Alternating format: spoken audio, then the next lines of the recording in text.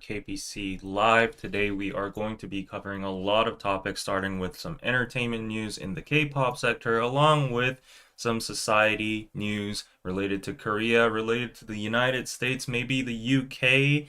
And moreover, we have some more news about a lot of different stuff related to Busan, office tells, Google, blah, blah, blah. So many news to cover throughout today's live stream. And apologies for being late because my internet connection was very wobbly and I was having trouble with this new interface YouTube has suddenly just changed. Apparently, the YouTube Studio now enables you to live stream on the Shorts feed as well. I don't know if it's actually working or not right now, but if you are scrolling through on your Shorts feed and you find me, well, please subscribe and comment, I guess, right? So yeah.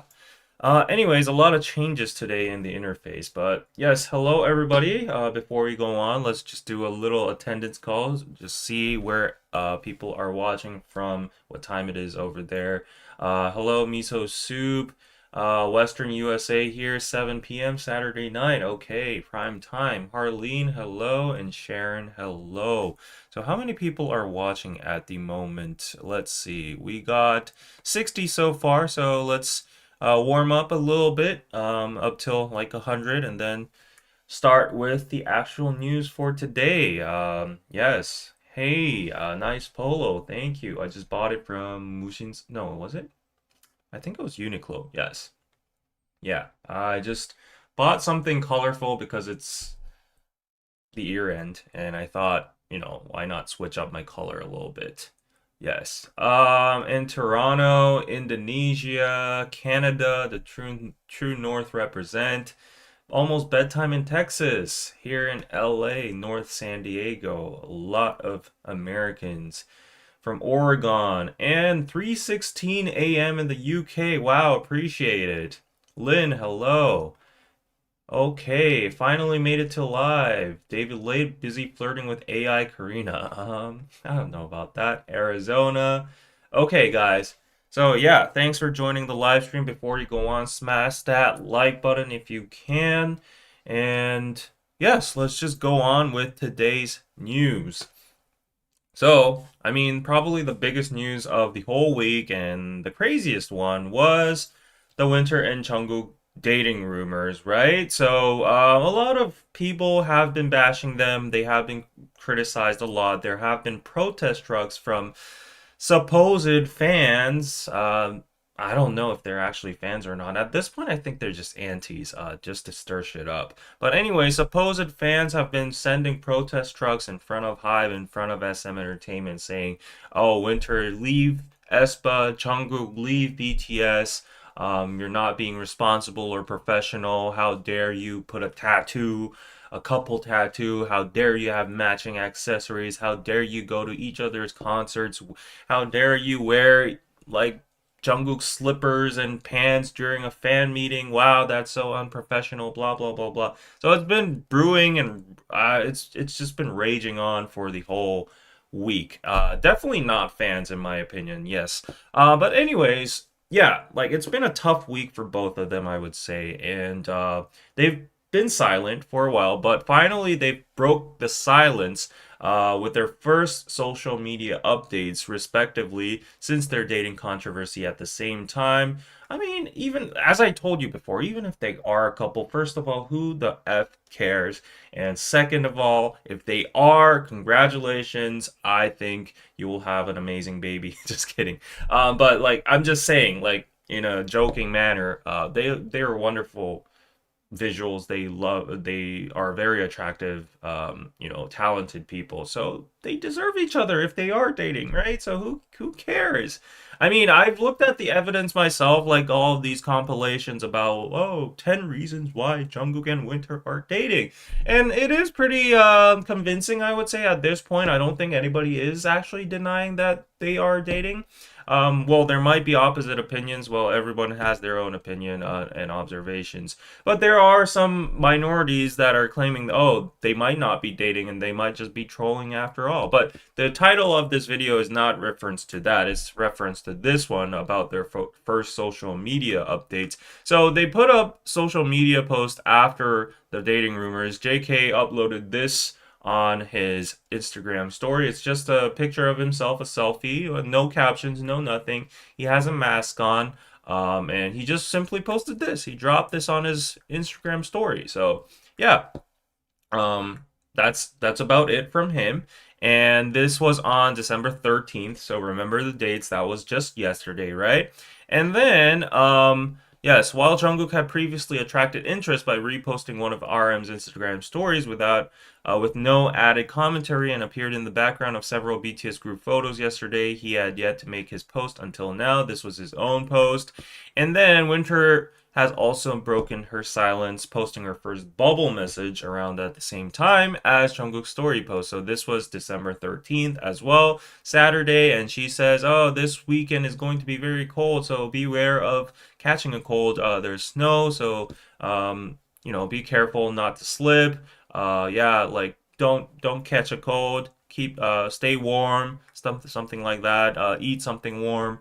So yeah, I mean, Jungkook and Winter's first social media update since the dating rumors went viral. K-netizens are expressing mixed reactions. Some are glad that the two seem to be in good health despite the intense public scrutiny, while others are criticizing the timing of Winter and Jungkook posting at the same time. And here goes some toxic comments, so beware. Buckle up for some of these comments, all right? So, did they coordinate this out of spite or something? Wow, I am so disgusted.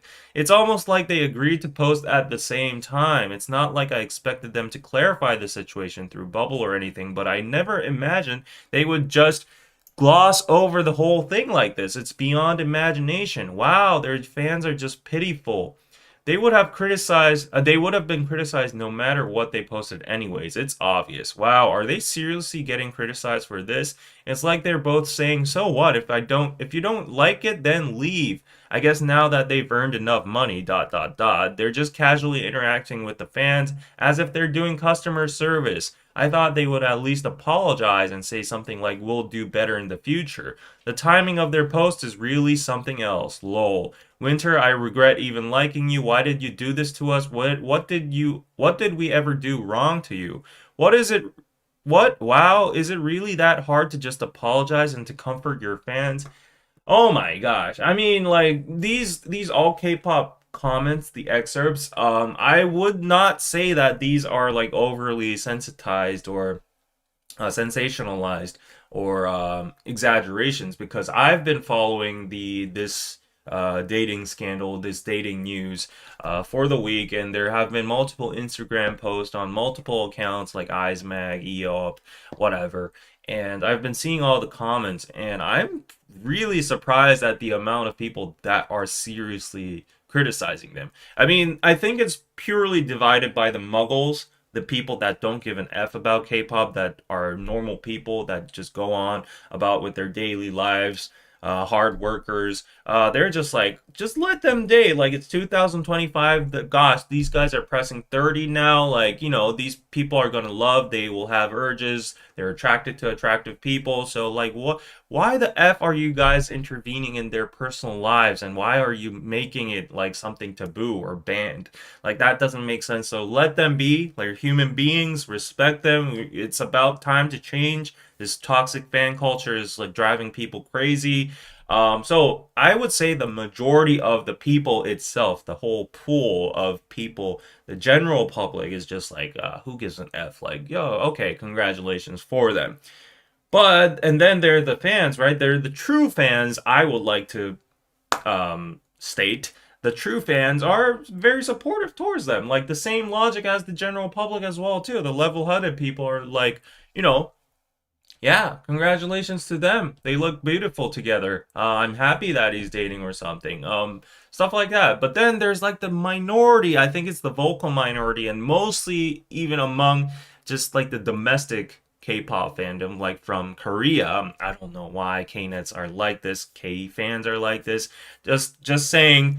not generalizing all K fans, because if you look at other videos, like I don't know, I stumbled upon this video from Hyde Boy, and I looked at the comments over there, and a lot of K armies, a lot of aespa fans that were Korean were supportive towards their relationship, supposed relationship, and yeah, they were like, you know, we stand behind you. Don't get intimidated by this. They were sending love towards RM as well too, because he was frustrated over this, supposedly.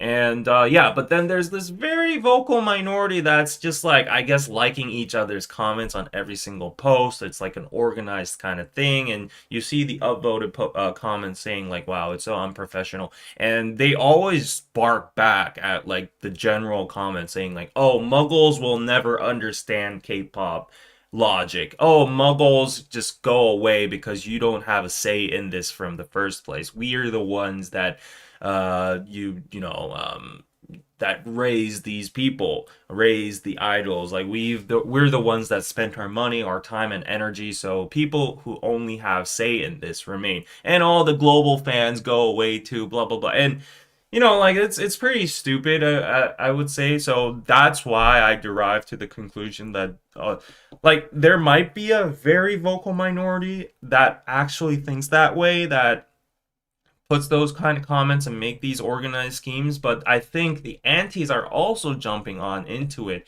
and making it into a spiraling vicious cycle and just amplifying the whole hate and spite.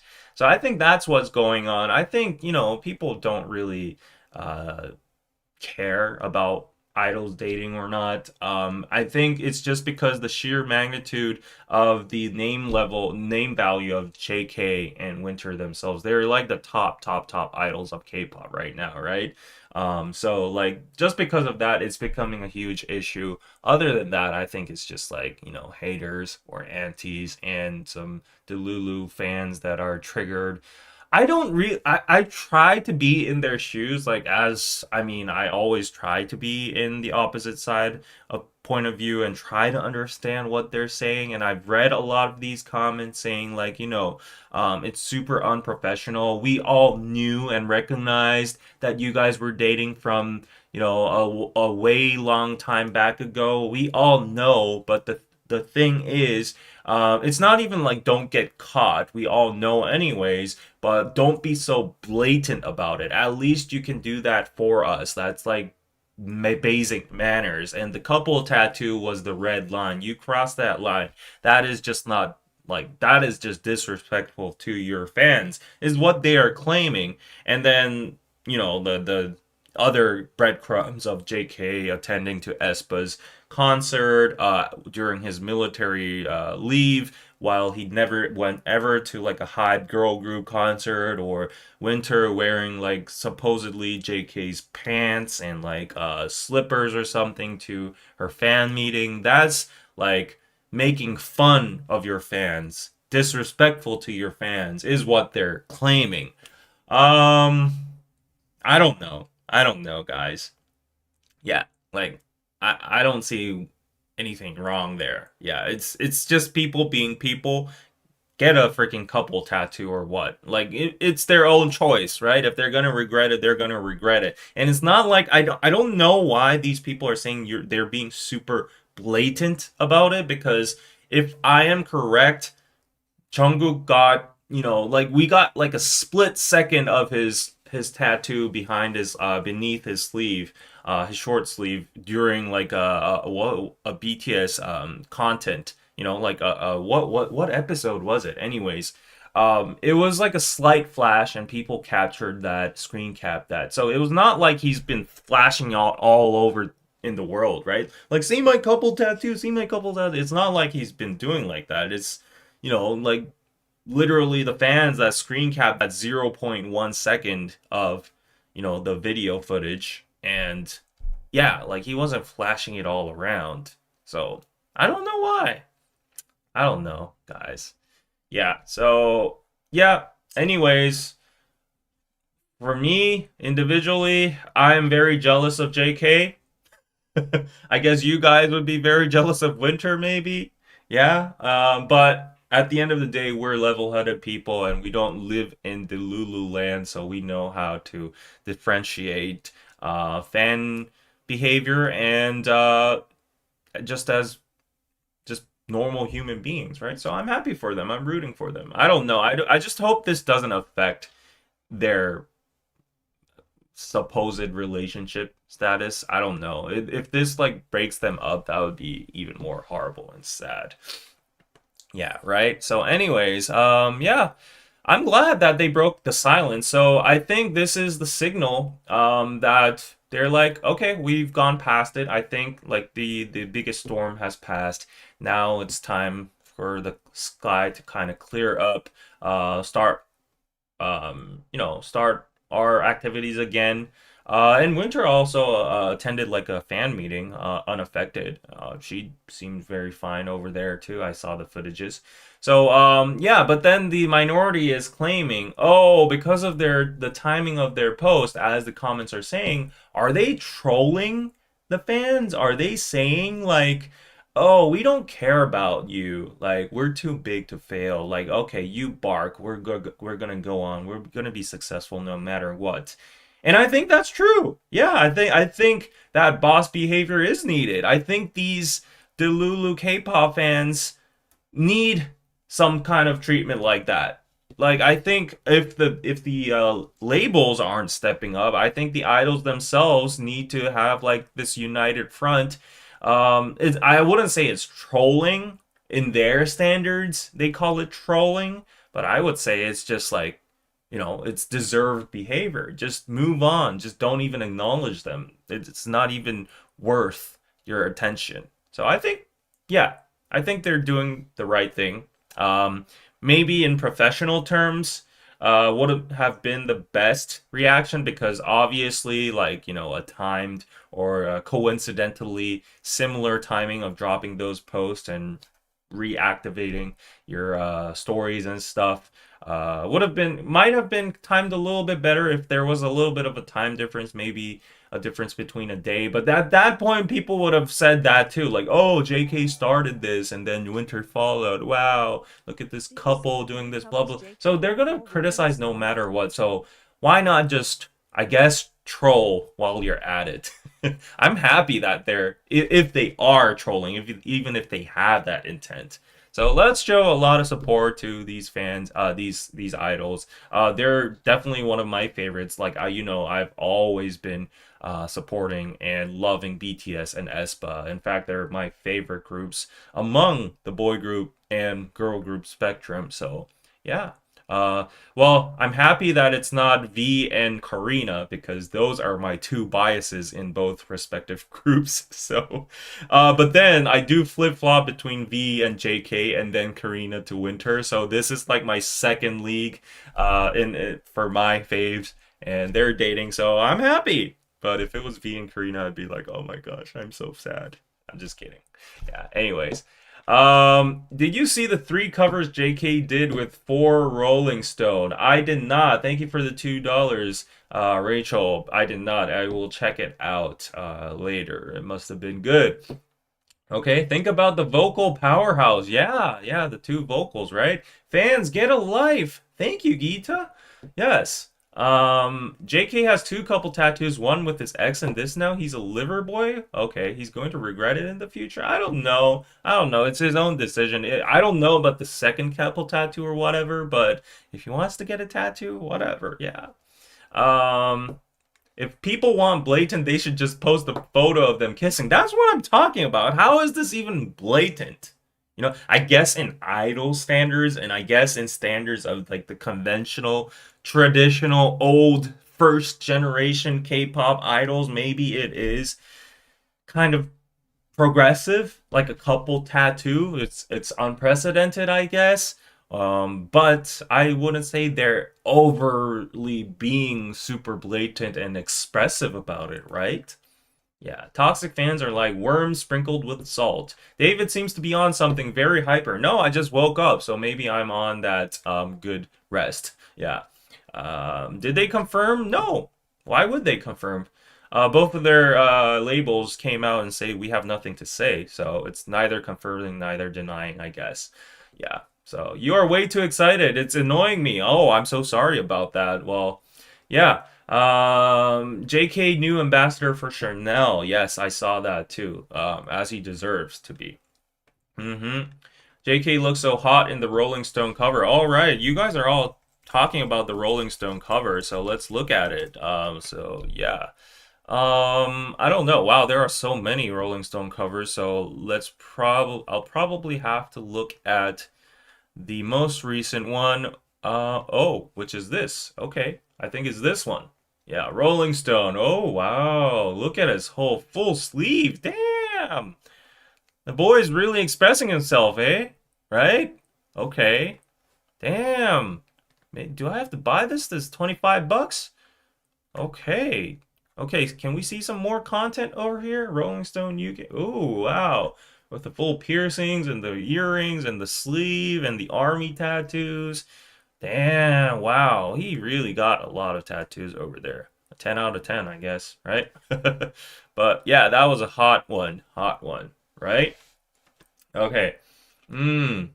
Yes, all idols should unite and go out and about with their partners or significant others. Yeah, that would break the internet. Would that make a boycott over K-pop? I don't care. I don't think so. I think the global fandom exceeds the number of domestic anyway. So I think, yeah, I think, what do you call it? The carrot and the stick, right? I think the some of these Delulu fans need the stick. They've been fed too many carrots from the idols at this point, right? It's none of our business. Why should they confirm, right? Can we move on? Says Winter Sweet. Oh, are you a Winter fan? Yeah. Yeah, I know, right? Stay annoyed. Uh-huh. The Japan one is hot. Okay. Okay. So, yeah, I think we should just leave them alone, right? You ordered your Rolling Stone from the UK. The hell with the tariffs. Oh my gosh. Okay. Um, yeah, I bet that was very expensive. But just to move on a little bit more updates about BTS and RM. Last week we talked about RM's very concerning live stream. Yeah, I was one of the first ones to actually catch that early and actually make a video about it. And then afterwards, I saw so many other YouTube channels and outlets just publishing videos about it, and it actually went super viral. The Korean media took a spin about it, saying like BTS wanted to disband multiple times. Of course, they would, latch on to that very sensational topic first, and then yeah, they talked about maybe RMs concerning mental health issues or stuff like that, right? And then they obviously like connected to the JK and Winter situation. I mean, to be totally honest, I do think he was partially referring to that in some of his talks during that live stream, but I don't think it applies to the whole entirety of that whole live stream. Like, I think he was talking about he had it in mind. That's what I'm saying. But the message was general, and then some of the comments he was saying about like the people being 30, the members like he can't put a leash on them nowadays. Not nowadays, but like just in a figure of speech. He's like he respects them as all like adults. They have their own lives, lifestyles. He's not like the leader that can actually like say fighting, let's go, and order them around or anything. So yeah, I totally get it, right? So they're all grown up adults, and they have their own lives. So like, how is RM gonna say like, oh, is he gonna say like, don't date? That's not gonna happen, right? And yeah. Anyways, yeah. So even the strongest leaders need a moment to breathe. Yes, definitely agreed, right? If you see this article over here, this week RM returned to the Weavers to talk about the live broadcast from a few days ago, the one that had the whole fandom buzzing, along with a photo of him sending hearts to Army. RM apologized. I don't know why he had to apologize. But yeah, he opened up about the struggles BTS has faced over the years, even admitting that there were moments when they wondered if they should keep going on as a team. Many fans understood his honesty while others felt hurt. So RM came back to explain his intentions once more. I'm sorry if the live 2 days ago made anyone feel tired. He said he'd been feeling frustrated at the time and now regrets going live at the moment. But in true RM fashion, he also lightened the mood with some life updates about studying for his driver's license test, the movie he recently watched, his finally finished home interior, and even a failed snow duck attempt that melted on it. Moments like this remind us that before he's a world famous artist, he's Kim Namjoon, a person who worries, reflects, and keeps trying to move forward just like the rest of us. Well said, well written. So this was his full post over here. If you want to go read it, go check it out. Yes. So yeah, obviously he was having a moment, a very heartfelt and very honest moment with the fans. And he just put out his chest, what was on his chest. And I respect that, right? Everyone respects that, right? So yeah, that's the post. Go check it out. But yeah, I hope RM's now in much better place. Yes. So I think, we should all move on. I guess like this doesn't even make sense or make any effect because like the fans, the actual true fans, have already moved on from the first place. But in a good light, BTS surprises fans with new group photos. All right, okay, Christmas is coming and the year end is coming, but they posted a rare full group photo. All right, here we go over here. All 7 of them at the practice room, and you can see JK over here present, RM there as well too, and they're all practicing. Oh, look at, oh wow, oh, this is so interesting. The what do you call it? The number is designated for each parallel lines, and then J-Hope also posted something. They all look happy and jolly, practicing. Yeah, there's one from Suga as well too, Jimin, and RM as well too in front of the Christmas tree. They all look good. Oh, look at Jimin's face, so cute. I'm so happy. I'm so happy that they are putting up these group photos. But then, like, I feel kind of sad at the same time, frustrated because there have been a lot of toxic fans from the Korean realm. I've been seeing saying like, oh, they haven't been giving us anything since their military dischargement, other than little breadcrumbs here and there about like that, and they haven't been doing any groups activities. They've just been giving us little Instagram stories and stuff. You're so entitled, don't you think so? Like, wait, they're preparing a grand comeback for you. Like, why are you so hasty? I mean, I guess I would have no say as like a casual army, and then they would divide me as like, oh, you're not even a real army, and to be army, you have to go to all of their freaking concerts, buy all of their albums, buy all the versions of Army Bombs, and go all to their fan meetings, stalk them in front of Hybe.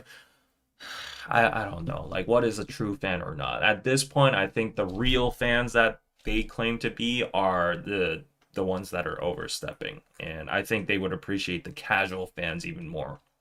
I don't know, yeah. But let me just leave it at this note because I don't want to get canceled. I don't want to get any heat in the comments. But oh wow, Purple House, thank you for saying that for me. Like, this is not coming from my mouth. Comment from Purple Owl. People are stupid. People need to chill. I know, right? Yeah, people need to chill. For sure.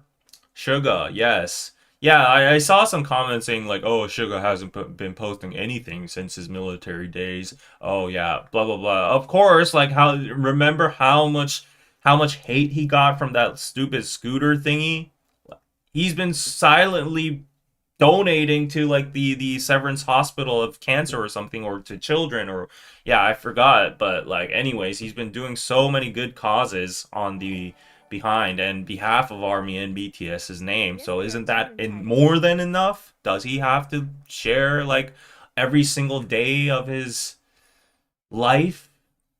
I guess a little life updates here and there would be okay, but you got to understand the context. Like, he's been struggling himself too. Like, I would say he's going to be afraid of like how the public backlash would be if he posted anything on his Instagram story. Like there would definitely be haters on the lurk coming out to the surface saying like, "Oh wow, Suga has now come back from his like scooter controversy, thinking everything has passed and now it's now safe to crawl out." You don't know, you know what the haters are gonna come at you with. So he's being very careful, right? So yeah, but I think looking at these pictures, definitely RM. Maybe this is all in my Delulu mind now, okay? This is not official or canon or anything where I don't know shit, right? I'm just like a stupid Korean guy in his random room just doing a live stream. I'm just thinking after RM's live stream and the whole JK Winter thing and all the backlash and the truck protest from the supposedly self-claimed fans, I think RM maybe did like a sit down and talk time and saying like, like I know I respect all you guys. I know it's frustrating times, but our fans are waiting for us and these fans are our fans as well too. Let's not like spoon feed them or give them too many carrots, but let's just do like probably what we can do right now for them. And yeah, we see Suga's story over here, and then a picture of the behind the scenes of all 7 of them practicing together. So, yeah. Anyways, that's a feeling I got. And I see a super chat. Thank you, Dollar Baby, for the $20. Yes, they are too entitled. I know, right? Yeah, and the best comments I've been seeing is like every time there's like so much hate comments about BTS, like, "Oh, JK, leave the group. I am not going to stand BTS anymore, blah blah blah. I'm going to leave the fandom. I'm boycotting them." I love the comment energy where like the global fans are like, "Yes, please leave more so I can succeed in getting the tickets for their upcoming concerts. Oh, wow, my chances of getting the tickets are soaring now." So, yeah, that energy is what we need. Like, let them leave. Like, it's going to be easier for us to get tickets, right? Yeah. I bet it won't make a difference anyways because of the massive amount of like fans anyways, and also these fans probably wouldn't have gone to the concerts in the first place because they're all disguised antis. All right, but yeah, RM was basically like, "I'm a 30-year-old adult. I cannot control what other adults do." Exactly. I can't control what Danny does. I tried that before in the past and it backfired really bad. So I just gave up on it. I'm just doing, I can only control myself. Yeah, that's about it. Yes, please leave. Thank you, Dolly Baby. All Divas like, "Bye bye." Yeah. Okay. All the work Jin and J-Hope did while the others were still in the military was amazing. Yeah, you gotta give it to some of the members, right? Jin and J-Hope trying to fill in the gap, and doing their own solo activities too. Like, if they want to, they can. If some members want to rest, they can. Like, guys, like, these people don't even understand what being in the military feels like. Like, it's like 2 years lost in your life. Like, you're confined in this place. You're restricted with your freedom and rights. You can't do anything. And now you're released. You're out in the outside world now, finally. I would be doing like if I had their wealth, I would be doing a world tour. Not in concerts, but like traveling the whole world. That would be what I would be doing. So, like, give them some time. When I was in the military and I got discharged for the next 6 months, I was just drinking, hanging out with my friends, pulling all-nighters, playing League, going to PC rooms, yeah, all that kind of stuff. Going on dates, obviously, right? So, yeah.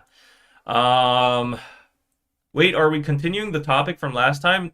Kind of, but there have been some updates, so I've been filling you up about what's been happening, the follow-up of that impact from last time. So, okay, let's move on to the next news. Okay, so we have some surprising news and some controversial news also related to BTS Army. I don't know, guys. Okay, you be the judge about this if you are a BTS fan over here. But before we go into that, here's some more context. So Rose and Bruno Mars just hinted at another collab in a Billboard interview. So everyone knows that Apatu has been super phenomenal and successful over this year. It's been nominated for several Grammy Awards. I think it might get one. Fingers crossed, right? It's going to be the first K-pop act. I don't know if we can call this K-pop, but at least K-pop adjacent act, since Rosé's from Blackpink, that might get a award from the Grammys. But anyways, Bruno shared that there's another song that they worked on that didn't make the album, and one he really loves. So it's Bruno's personal taste. I don't know why it didn't make it.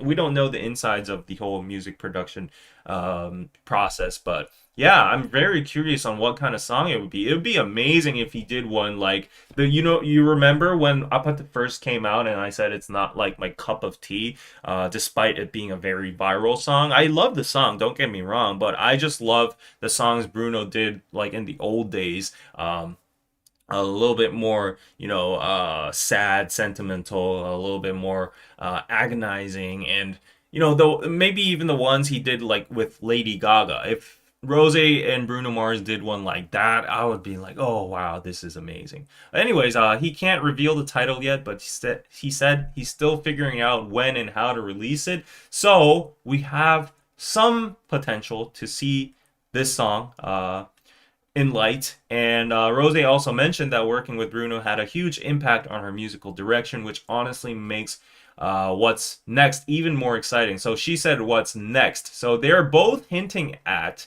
release next. So I think we're positive that the song is going to be released. With the context of Apatu doing so well in a global scale, I don't think there's no reason to hold back on this this hidden song, right? Meanwhile, the super duo's Apatu is currently nominated in 3 categories in the Grammys. Bruno added, "It's hard to predict award results, but honestly, it already feels like a big win."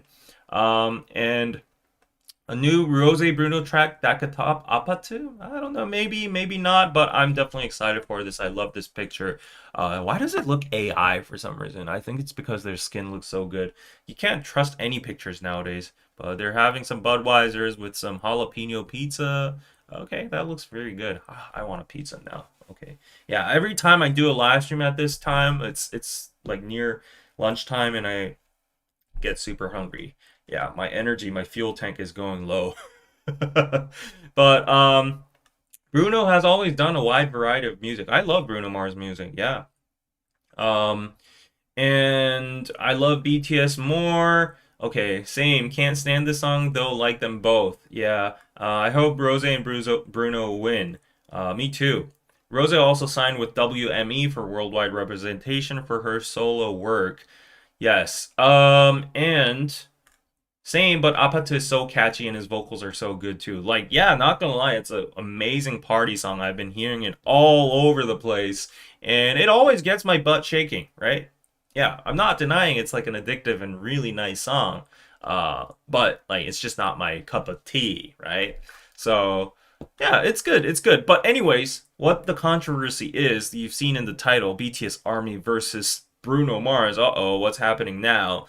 BTS fans criticized Bruno Mars for disrespecting BTS in a recent interview. Uh-oh, what is happening now? So, if you see over here, Bruno Mars is currently facing backlash from BTS fans over his comments in a recent interview. On December 11th, Bruno Mars joined a special interview with Billboard, and they discussed the immense success of their collaboration song, Apatu. During one section of the interview, Bruno's brought up Apatu's global effect of bringing Korean culture to the rest of the world. He compared Apatu to Gangnam Style by Psy, which is valid, in that the two songs both became so popular that they successfully introduced K-pop and Korean culture to the rest of the world. And this is the full excerpt of what he said. No one says it, but I feel like Rosie is the first time we've seen this. The last time we've seen something to this effect was Gangnam Style. I still think that was an amazing thing to happen. This guy comes out and he's talking about Gangnam Style and the whole song is in Korean, and that's the learning lesson, the rock starness of that. And this is what we do. This is how I talk, and this is what we look like. This is how we're dancing over here,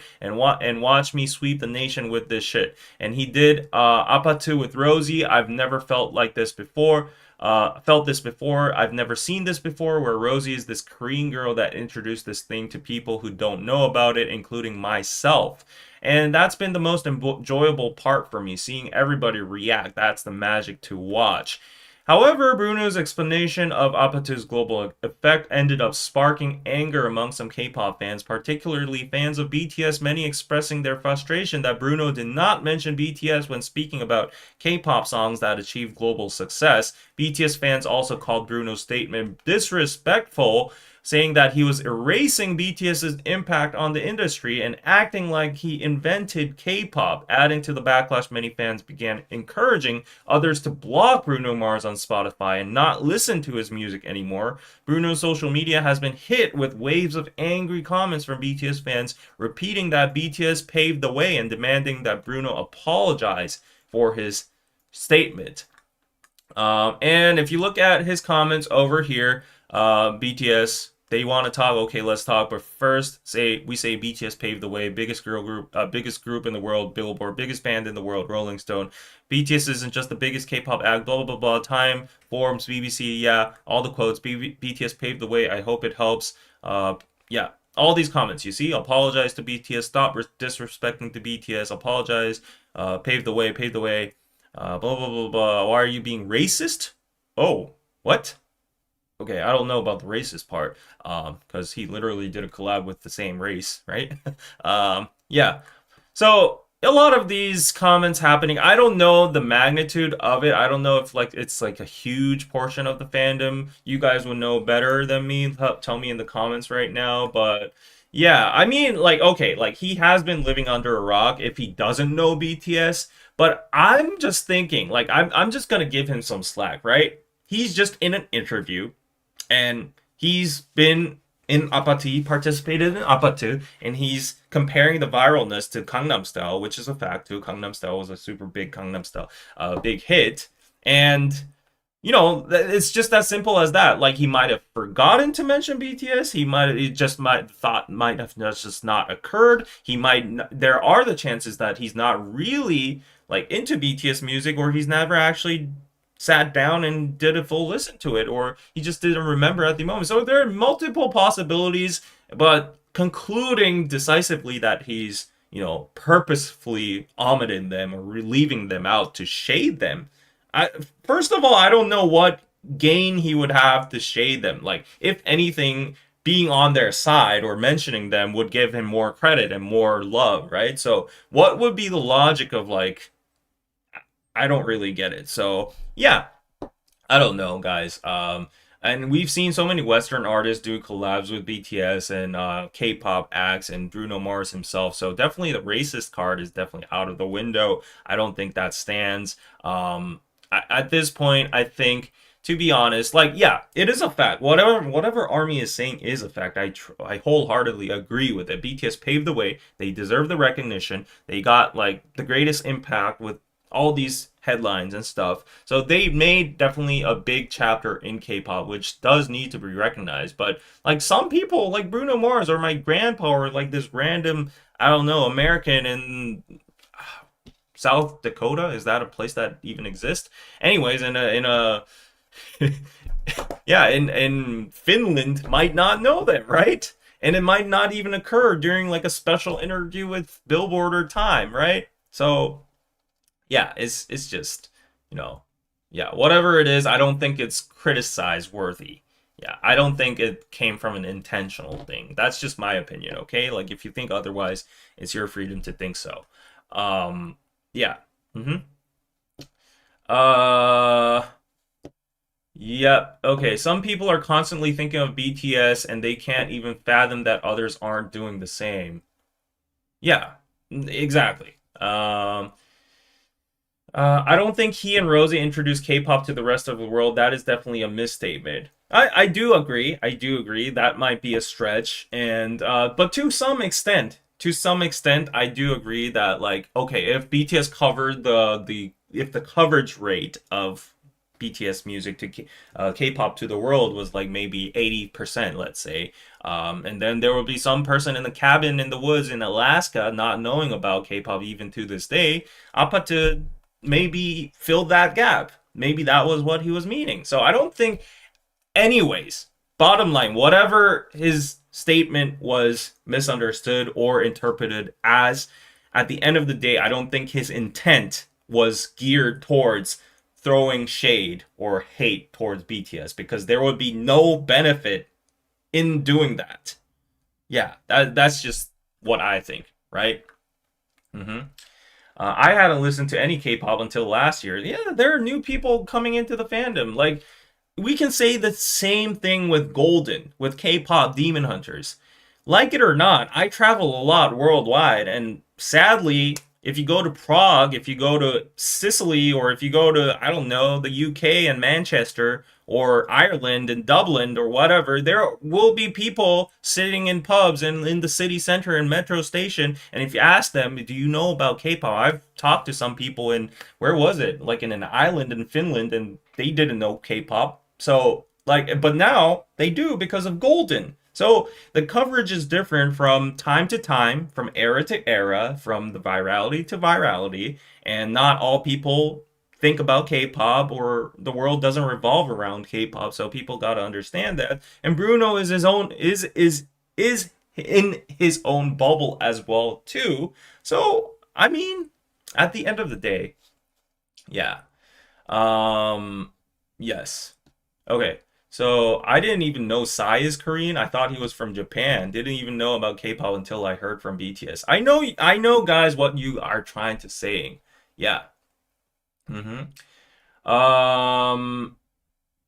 Yes. Some people in the comments argue Apata is way more mainstream than BTS in the US. Some people might think like that. Some people might not think like that. Yeah. Okay. So. Yeah, South Dakota does exist. I'm sorry if I offended you. See, I don't know about South Dakota.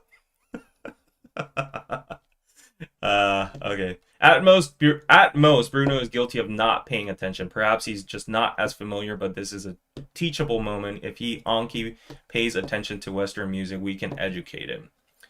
But, like, still, okay, you guys know I'm a BTS army. I'm always on BTS's side, and I support them the most, and I wish everyone could give them the biggest recognition ever, right? But at the same time, Bruno, like, he's a big artist of himself, and, like, I guess he has his own interest, and he might have heard of BTS, but, like, it might have not popped up in his mind back then. And also, like, he doesn't really have to be, like, in sync with the K-pop history, or like all the accolades or whatever. Like, there will be some ignorant moments coming from people that are just not really into K-pop, right? So yeah, I don't think he needs to like pay attention or anything. Yeah, but I guess I understand why some people might be angry, because he is an impactful figure. He is a big name in the music industry, and he is the dynamics right now with Rose. He's going for a Grammy over there, and with all this context mumbo jumbled together, him putting out a statement like that might mislead for new people, or like casual listeners, or like just the general public that miraculously landed on this random interview on the internet, and they'd actually think that his opinion is canon or is the historical fact or something. So I understand that angle. It might be a little annoying, but I don't think it's like, oh, let's cancel him, or let's make him apologize or anything, right? Yeah. Yeah, so yeah, anyways, okay. Just like we can't expect people to know every popular artist. Well, Bruno Mars knows BTS for sure. It's just that, like, it was a simple interview, right? Mm-hmm. Okay, so I think this is kind of a more overly heated subject than it is supposed to be. Bruno just being him. I don't think there was any bad intent in it. It might be misleading, but in that case, I think like BTS is gonna prove everyone wrong, or like BTS is just gonna prove themselves with this comeback. It's gonna be explosive, and everybody's gonna recognize it as well too. It's gonna be in the level of Apatu and Golden. So there's that, right? You know, they're gonna hit 99 points and -1. Like that -1 is never gonna be filled up because there are people like I don't know a single group in heavy metal. I don't know a single group in these some weird genres all over the world, right? So yeah, so there's gonna be people all over the world that don't care no matter what. Um, okay, so yeah, in this perspective, you can see it too. It's Grammy promo talk. They want to make it look like there's so many firsts to help with their winning potential. Maybe, but I don't think it's that calculated.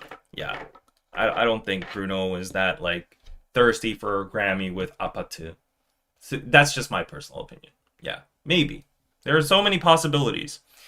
Um, Unrelated, but liking the emoji reaction buttons in the chat. Oh, is there a new thing? Okay, like try it out. Yeah, because the YouTube interface has changed a lot. So apparently my short, there's like a short feed that's been being broadcasted as well too. So look at this. Like apparently there's something like that.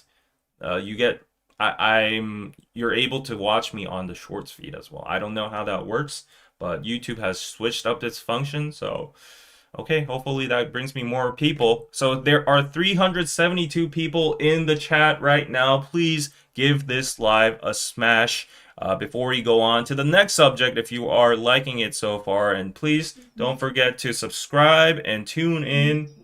What was that? Okay. Oh, what? Oh, what? Something has connected to my Bluetooth. Oh, I think, yeah. Oh, anyways. Yeah. So, yeah, some technical difficulties for a while. And okay. Okay. So, new year, new me, YouTube style.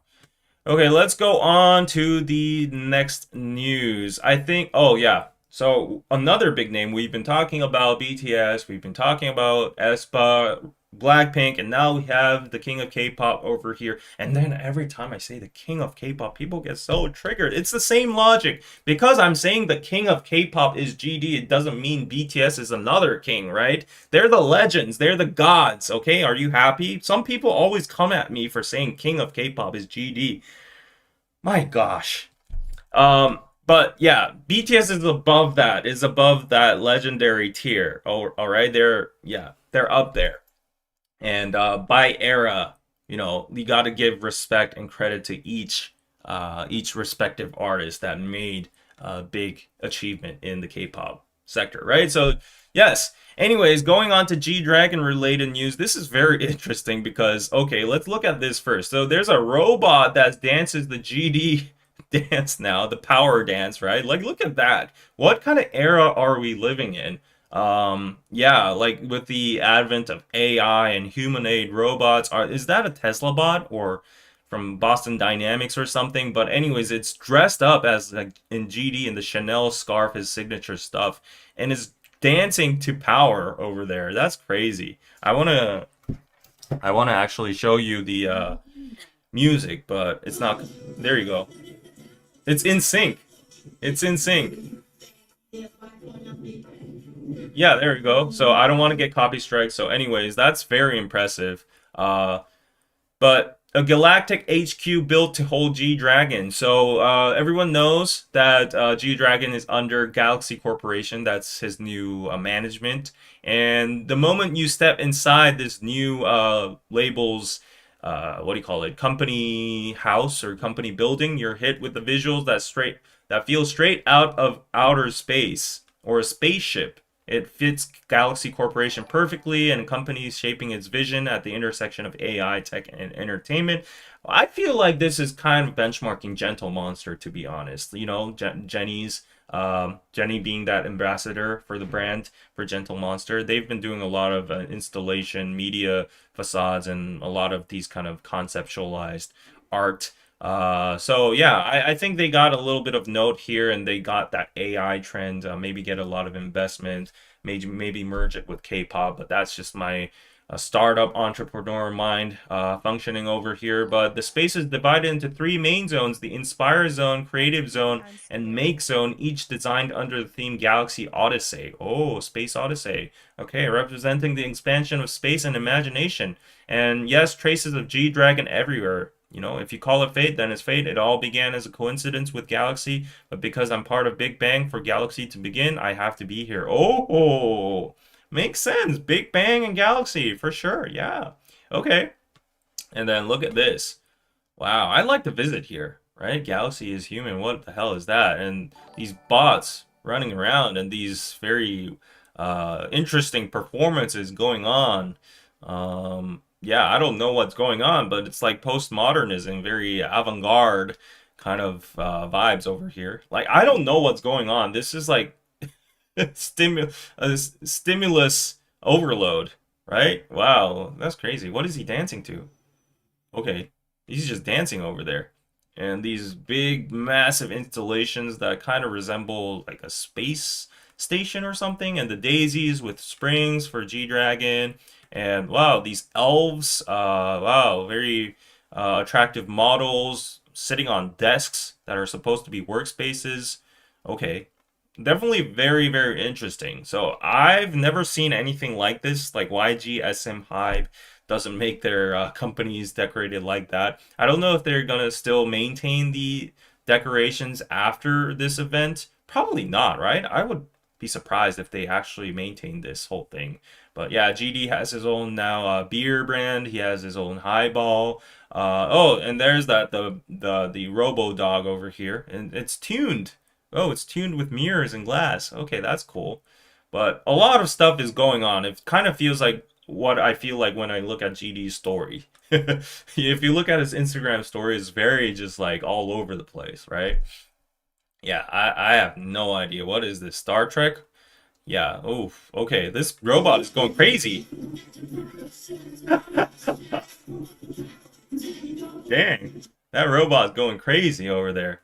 Okay, this is the whole crew, and apparently there are a lot of other artists joining as well, like Kim Jungkook, the Running Man muscle guy, and Song Kang-ho, the guy from the Parasite actor. So yeah, that's very interesting, right? Okay, let's go to super chat. That's creepy. I'm scared. Thank you for the $20. You could be scared. I mean, I'm very like thrown off guard whenever I go to postmodern art museums. When I see their art, sometimes it's very grotesque. Sometimes it's just very out of this world. I can't grasp my mind on like what it means or anything. But I guess that's the realm of art, right? Us normies can't just fathom what is beyond the normal world. Experiential marketing to its finest. Yes. Hit that like button. Thank you so much. Okay.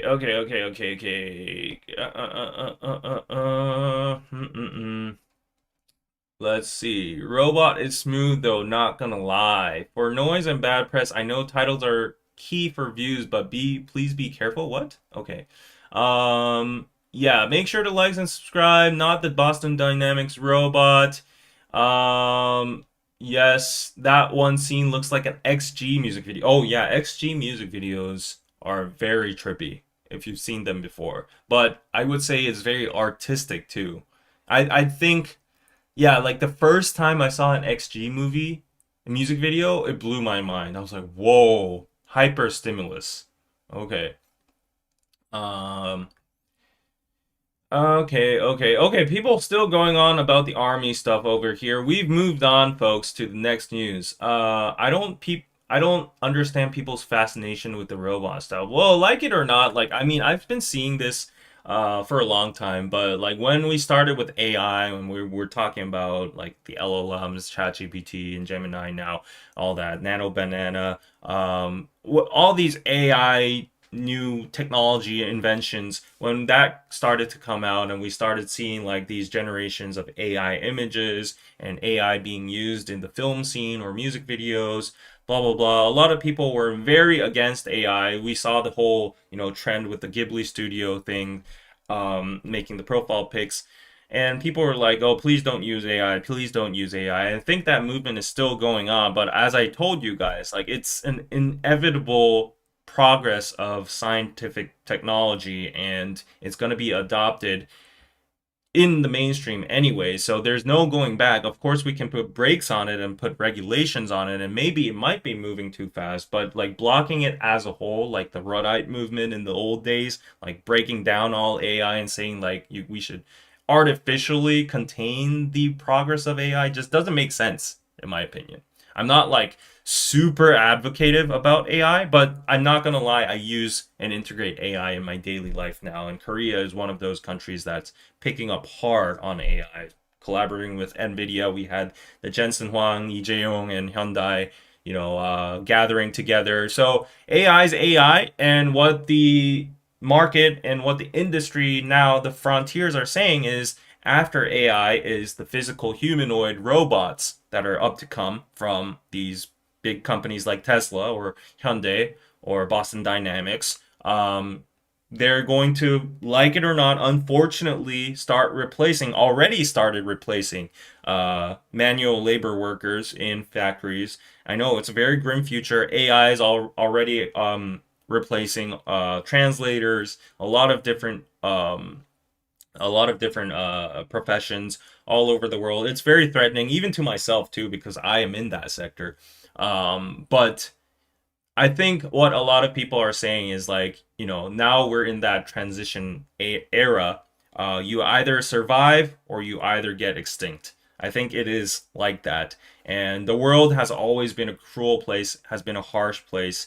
And I know people can hold back, hold it back for a while, but it's not going to be that effective. So I would be the one in the boat where like, okay, let's look for a rescue boat, or let's look for a life suit or anything like that. So I'm nowadays trying to educate myself on AI as much as I can. I don't know about the humanoid bots, but like FSD, the full self-driving technology for Tesla, has landed in Korea, and everybody's been praising Tesla so much. You don't even have to put your hands on the steering wheel, and you can go from point A to B, which is very far away, and it's proven to be even more safer than human beings driving. So, like, I don't know. I don't know.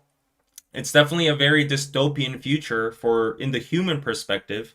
Productivity wise, there's going to be more productivity, and there's going to be a bigger gap between the wealthy and the poverty, and there's going to be a lot of social problems. But human beings have always gone through this in the industrial era, from like the agricultural era and all that, and we always have had to adapt. And some people can actually see this as like an opportunity as well too. Like smart people will actually see this as an opportunity to grow wealth or see opportunities. And I think maybe Galaxy Corporation is amongst one of them. They are headed towards the next era of K-pop. We've already seen hints of virtual idols coming out. People were very against virtual idols. They had like very allergic reactions to that. But now we have, well, is it Plave? We have all these different virtual YouTubers too. We've been seeing hints of AI being used in music videos. Uh, so yeah, we don't know what the future direction of the technology is, but anyways, AI is here to say, simply said, exactly. There are going to be a lot of positives also. And I know that everyone gets triggered every time I mention Elon Musk, but I think he has a point on where humanoids and AI is going to replace a lot of human beings, and that's just going to be how it is. But like, because of that massive influx of productivity, currency is going to topple down the value of it. So we need to move on more to like universal income, societal welfare. The governments need to be prepared for that, but definitely there's going to be a discrepancy between the speed the government catches up on that. And yeah, in that discrepancy point, I think there's going to be a lot of opportunities to be sought. Anyways, yeah, I know that people are very bored about this topic, but it was related to Galaxy Corporation, right? There have been virtual AI corn star also. What's a corn star? It's always for profit, exactly. What are people gonna work in? I don't know. We're all going towards the Matrix right? You all saw the Matrix, right? We're all in pods, and then the AI are sucking up our human energy to power themselves to maintain the Matrix. Yeah. Would you guys like to live in the Matrix? I don't know. I mean, I might want to take a dip. Oh, speaking of dip, I want some nachos right now with some cheese. That's so random, but I guess this is what being human means. Getting these random, spontaneous thoughts. Oh, I had some very good stuff over the weekend. Oh no, over the week. I went to Jeju. So after the whole news, we cover all the news. Let me go into my Jeju story a little bit. But if you're enjoying the stream, buy David a meal. Speaking of food, paypal.me/KoreanPizzaClub would appreciate any kind of support. If you could buy me, sponsor me a meal. And just as we're talking, Yanis, thank you for the $10 on PayPal. Thank you so much. AI is not going back in the closet. It's out. Exactly. Exactly. It's, yeah. Okay. Let's move on. AI chips to nacho chips. Oh, speaking of AI chips, though, like just one last thing. I was at the convenience store yesterday at 7-Eleven, and you know, SK Hynix and Samsung Electronics are the biggest chip makers, semiconductor makers of in the world, and they're the biggest two pillars in Korea, biggest two companies at the moment.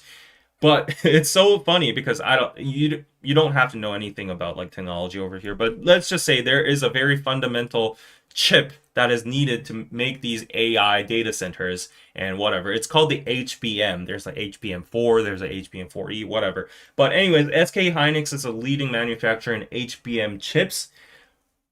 But what I'm mentioning is I was at 7-Eleven yesterday and I saw some corn chips, literally corn chips. They're just like potato chips, like in a bag. And it said HBM chips in collaboration with SK Hynix.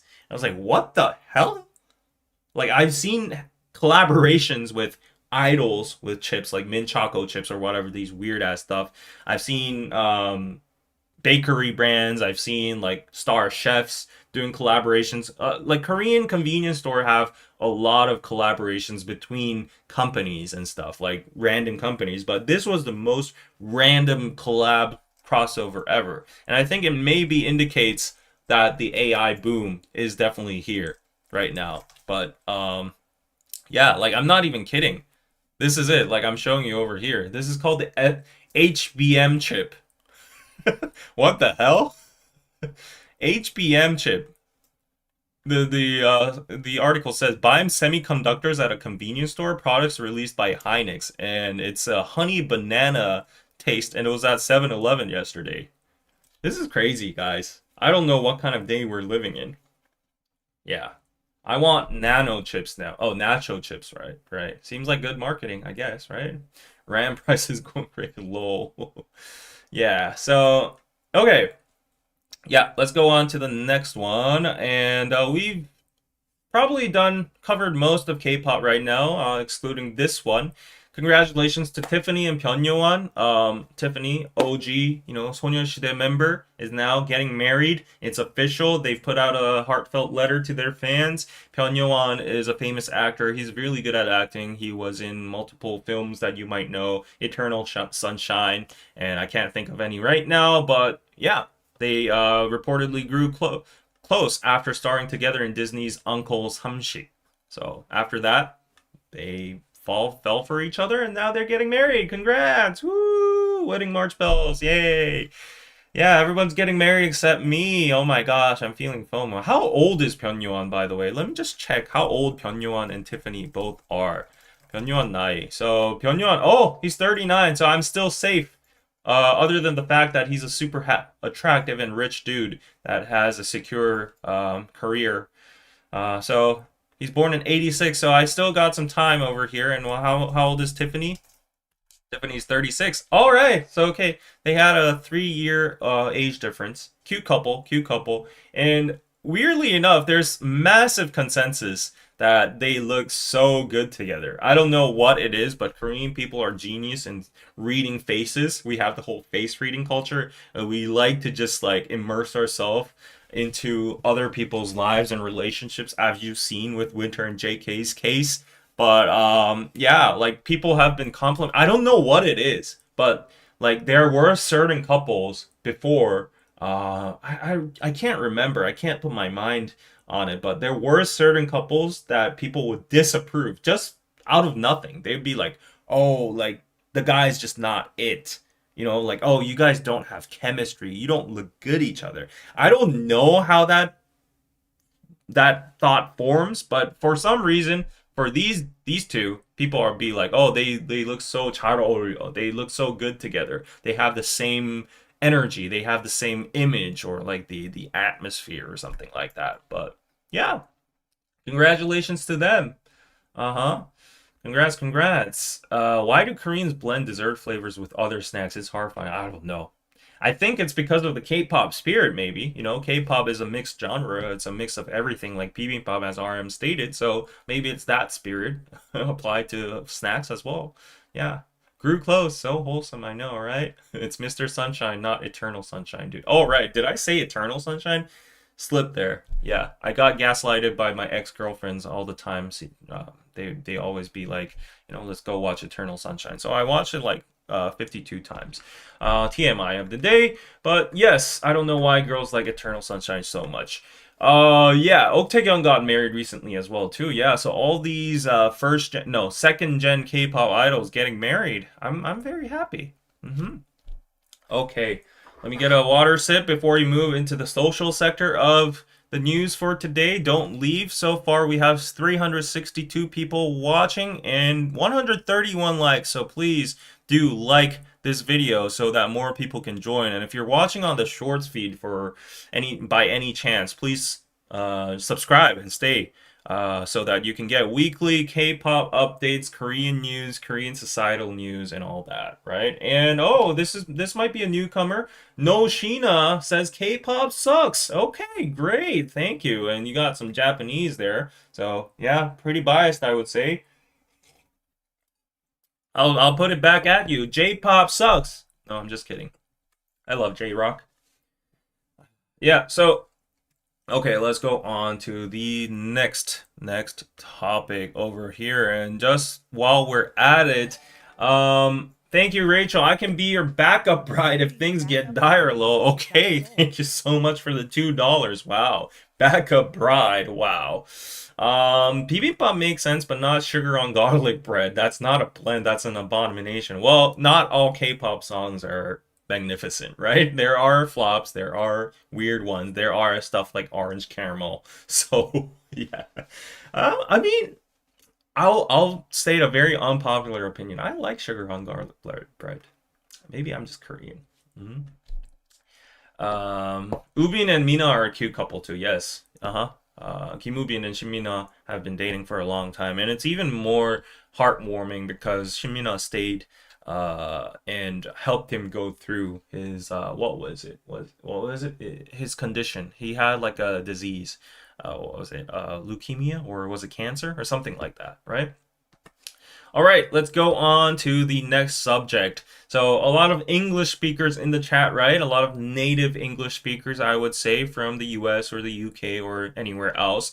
But recently, I guess a month ago, the CSAT, the Korean SAT exam has finished, and the official results are out now, and the official papers are out, and the hagwons and the private academies, the cram schools have been analyzing the questions and the test itself. So South Korea exam chief quits over insane English test. Try it for yourself. There has been a lot of backlash about the English test in particular this time, and BBC News has grasped into it and says, "We sincerely accept the criticism that the difficulty of the questions was inappropriate. The top official in charge of South Korea's high-stakes exam, Sunung, has resigned after criticism of the notoriously difficult English section, and he said that the test fell short despite having gone through several rounds of editing. Among the most daunting questions are one on Immanuel Kant's philosophy of law and another involving gaming jargon." So last time in the last live stream, I think I showed you the question for Immanuel Kant's philosophy, right? Everybody tried to solve that together, but BBC also brought another one over here. The English section of South Korea's college entrance exam, or Sunung, is notoriously difficult. This year, it caused chaos and led to a top official quitting. And this is one of the news. One question asked students to pick where the sentence should fit in the following paragraph. You have your own freedom to halt and pause the video at this point, the stream at this point, and catch up later. Try to solve this for yourself. I honestly tried to solve this question and I got it right. I wouldn't say it's that hard if you technically approach the passage itself, but if you actually just read the paragraph, it makes like no sense. It's like gibberish. It has so many unnecessary words in between just to like complicate and mess up with the students' minds. That's what impression I get from this passage over here. But like if you just technically approach like the sentence, oh, like these key words over here and like like the flow of the passage probably goes in this area. So like try it out for yourselves. Let me know if you get it right. The answer is going to come in the next slide. So spoilers, if you don't want to get spoiled, don't look at this or cover your eyes for 5 seconds. 1, 2, 5, 4, 3, 2, 1. The correct answer is this number. Okay?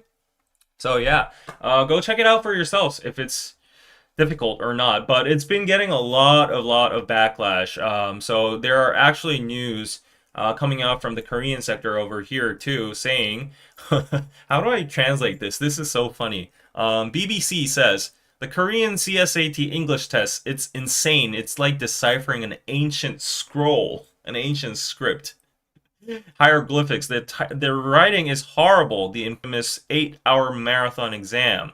And this guy is apologizing for the difficulty of the exam. It's getting absurd even more. I don't know. I probably the difficulty of the exam has stayed to a certain level from my day to now, but I think with the inflation of education and the level of the average English skills of the young people nowadays increasing, escalating, I think they might have notched up a little bit on the difficulty of the exam. Yeah. Was this paragraph written by a non-native speaker or AI? We don't speak this way. Exactly. That's what I felt as well, too. I'm not a native speaker, but I have some level of English proficiency. And when I'm reading that, I was like, what the heck? Like, what the hell? I almost got dyslexic after seeing that, you know? Exactly. We do not talk like this at all. So I think we can wrap it up like this. It's a complicated English passage just for the sake of the test to try to trick the students. So I don't think it's like if you go to the roots or the essence of why we're taking this exam, it's to evaluate your English skills, right?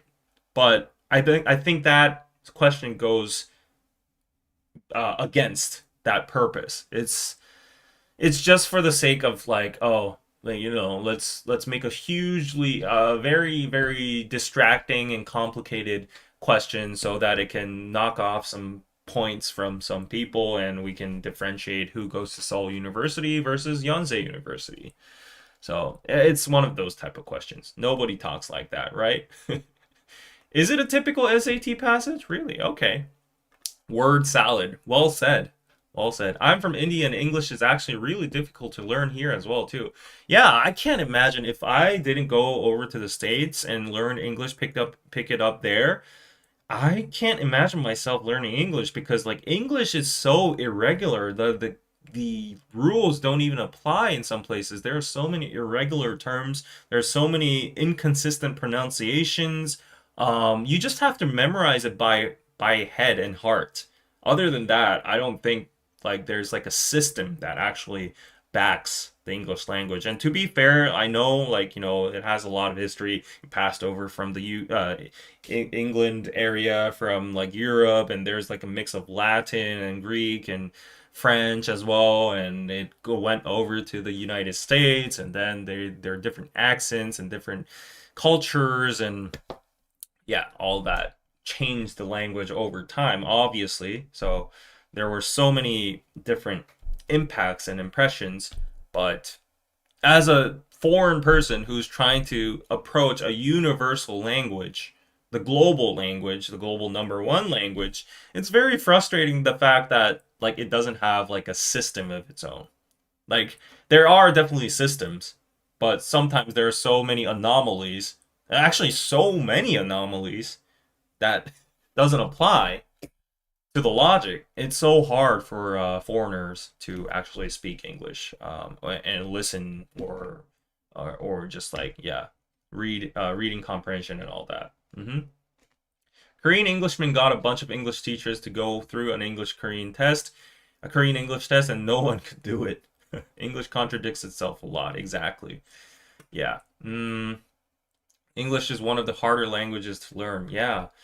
Last time I tried Chinese, I gave up on it. I'm a yeah, I went to Singapore in exchange and I went into a Chinese language course because I was like, okay, Chinese is going to be the next language after English and we're Asian after all, so to survive in the Asian hemisphere, let's learn Chinese. And then I gave up in a semester. I barely remember any of it. 你好，我是韩国人，很好。And 我的名字金显珠 that's my name in Chinese and that's about it. Yeah, so Chinese is so difficult.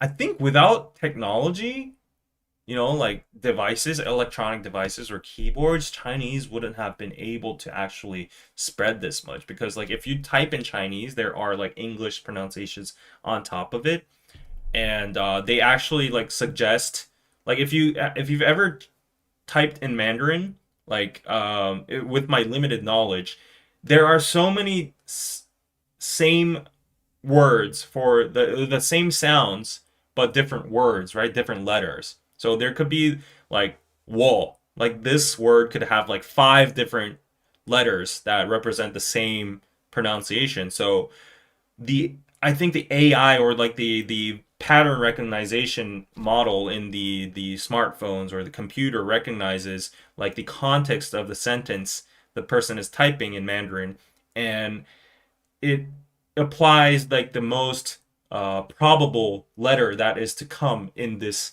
context in this sentence, and it recommends you like in that order of like 1, 2, 3, 4, 5, and you press on that one, and it's just so complicated to me. And I've seen one of my Chinese friends type on it, and it's like it looks crazy, and that's why I think a lot of Chinese people actually prefer using voice messages. I've seen them like not a lot of people actually a lot of people do, but I've seen so many people use like voice messages with each other.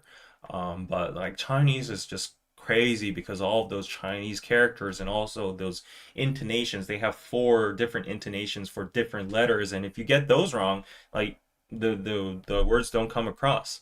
So five different intonations, right? Yeah. So it's crazy. But Korean is actually like okay, some might argue, but the system and logic itself is very clear cut. The alphabet itself, Hangul, learning Hangul only requires you max a day on tops. Like people would split like two days per 2 hours per day, but a lot of people out there say like if you really focus a whole single day on the Korean alphabet Hangul, learning how to read, pronounce the Korean alphabet and words only takes you a day on top, max. It's true. It's true. And I'm speaking in an objective terms. Maybe I'm biased a little bit, but I've been hearing this evidence from a lot of people around me that have going to like the Sejong Academy or just people that try to learn Hangul. So, you'd be very delighted. I think it'll be a very eye-opening experience before you come to Korea, before you visit Seoul. Just memorize the Korean alphabet. It's only like 26. Oh, how many letters is it? Anyways, you just combine them, the pronunciation, and you'll be surprised how easily you can actually read the Korean letters on the subway stations or like the neon lights or whatever. And you'll be surprised at how many English words we use in Romanized, no, like Koreanized ways. So you would be able to read McDonald, or you would be able to read Starbucks, or bus, or something like that, right? So it's just very interesting. So when you're on your flight, just I guess grab like a Korean basic alphabet book and try to memorize some of the consonants and vowels and all that, and you'll be good. But then also you learn Hangul in 1 day. Wow, wow! I told you, right? And then if you go into the grammar, then that's when it gets tricky. And memorizing the words and stuff like that. That's like the level 2 and level 3 and onwards.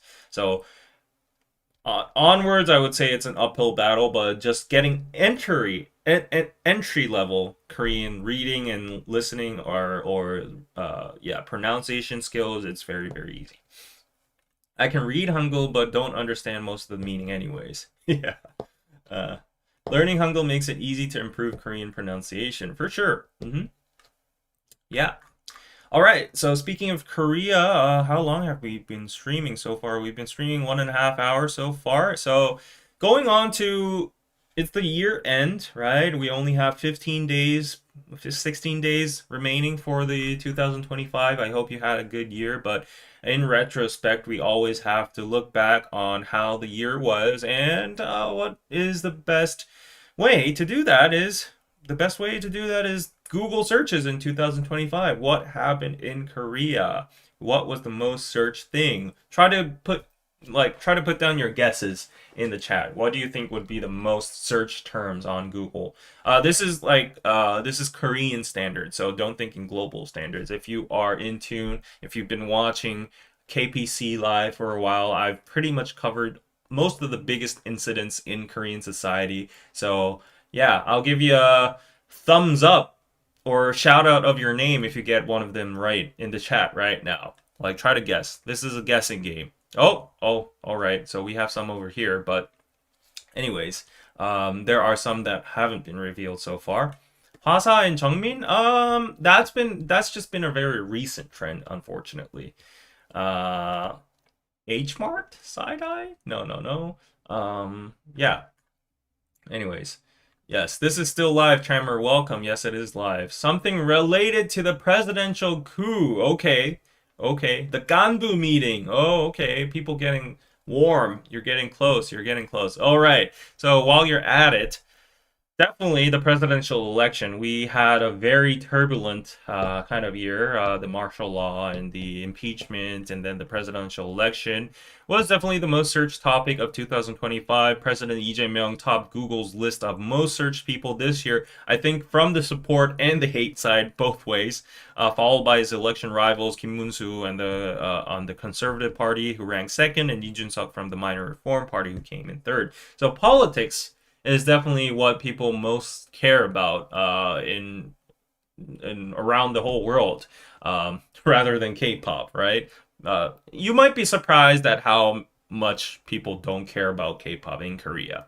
Yeah, I always say not out of hate. Like, if you ask a random person walking the streets, the chances are they don't know Blackpink they don't know the member names of like aespa or Blackpink or IVE or BTS or Stray Kids or whatever. Yeah. But then the next one, interestingly enough, is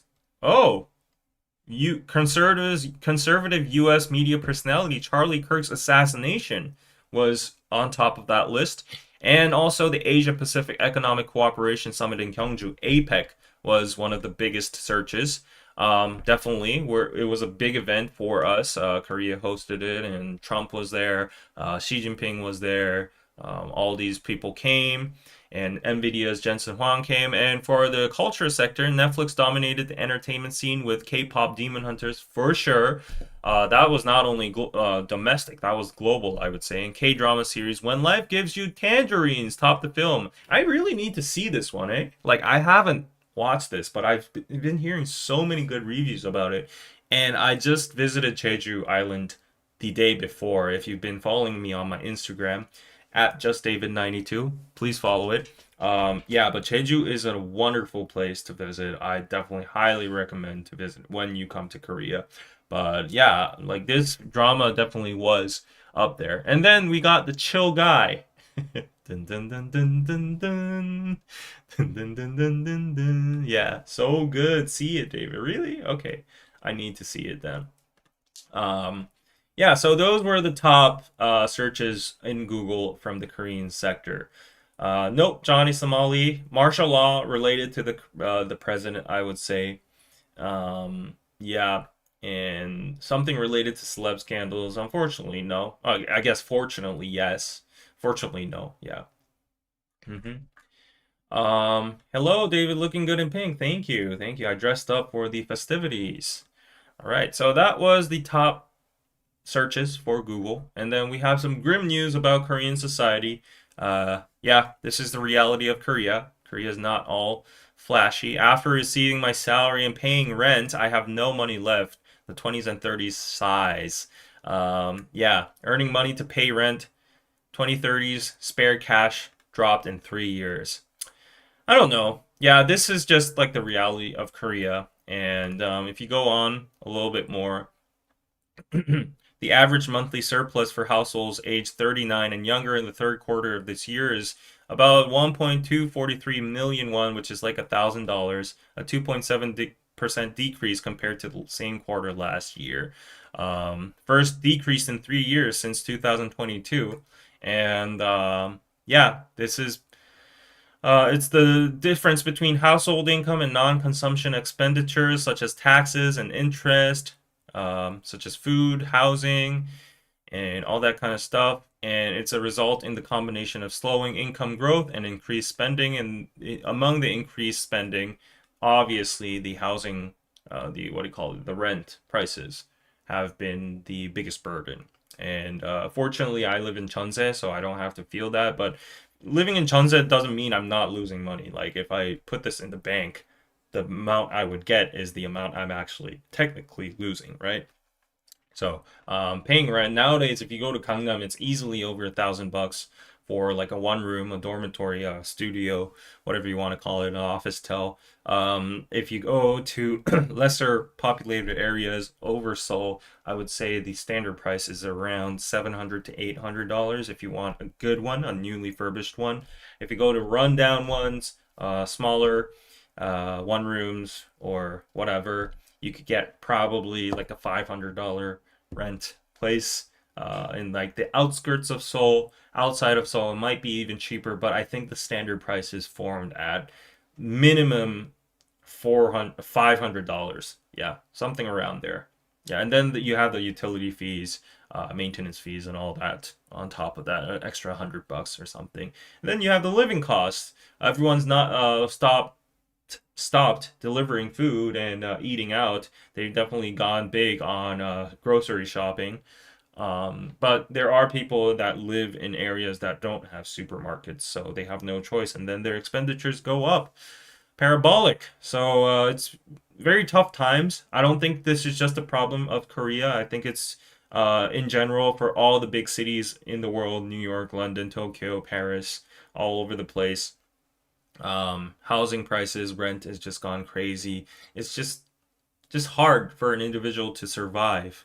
I feel it too. I feel it too. A lot of people say like I earn a lot of money, but no, I do not. And also, I have a business license, so I have to pay business tax, and that's moreover like the income tax is moreover like 40%. So mind that, right? And then I have the health insurance. I have the national health insurance. I have to pay the national pension. I have to pay on the utility fees for this, maintenance fees, the car taxes, my living costs. Um, just all after all of that, like just for purely existing and breathing and just living, you know, deduct all of that from my income, I barely have anything left. I'm not like trying to guilt trip you into anything. But yeah.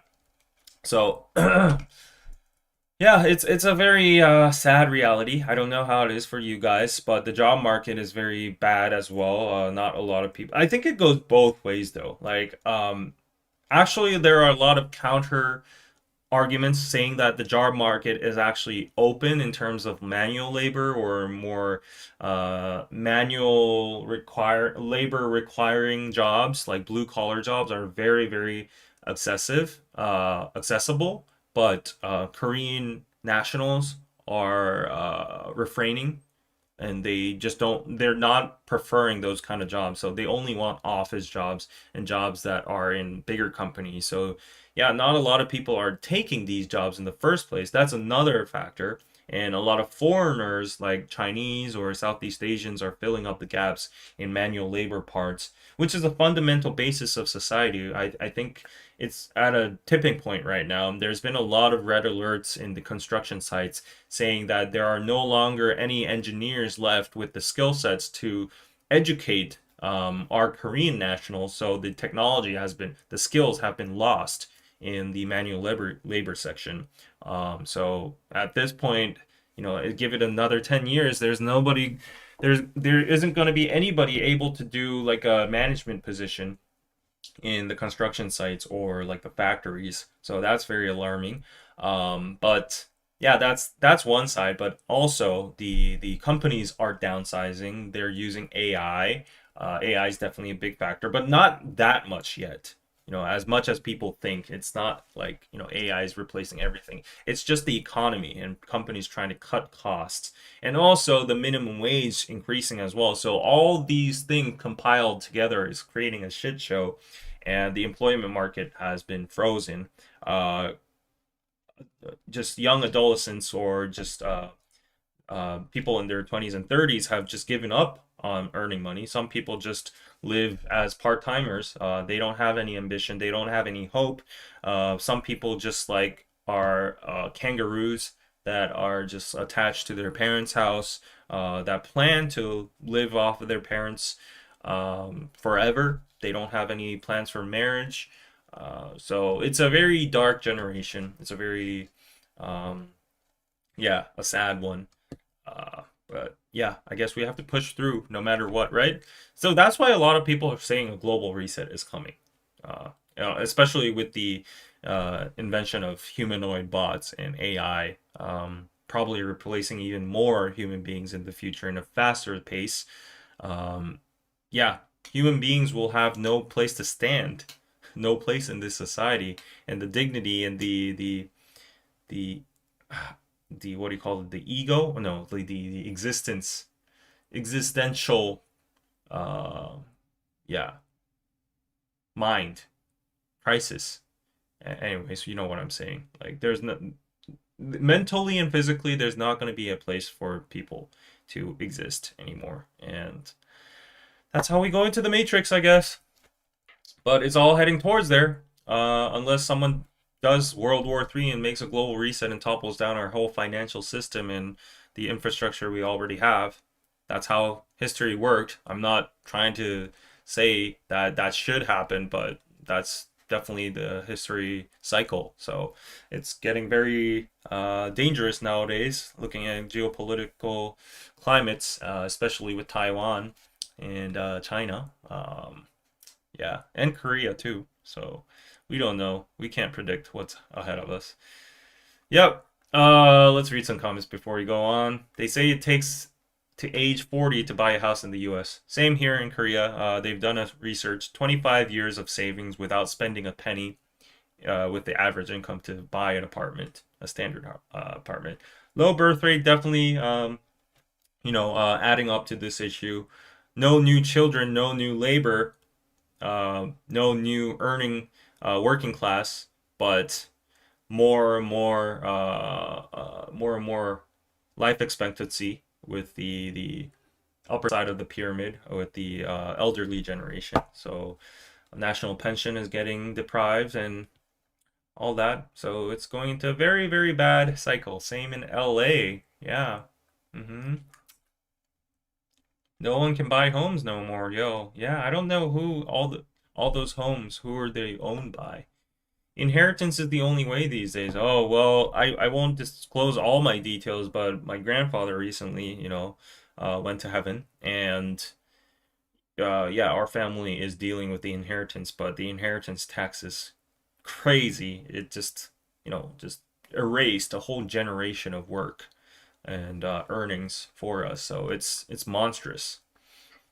Not just major cities. I think for the entire middle class, dollars just don't spread like they used to. Exactly. And the value of the dollar is just devaluating. So I would advise This is not financial advice. This is just my own personal illiterate opinion. But if you have any money lying around, do not have it in cash. I think that is safe to say. Like, do not have any of your assets in cash or in the bank. Have it in assets, always in stocks, gold, Bitcoin, whatever that appreciates in value, whatever. Like, just freaking buy a Rolex, maybe even, or a Birkin bag. But do not have it in cash or in the bank or with the bank rate. That's just like throwing away money.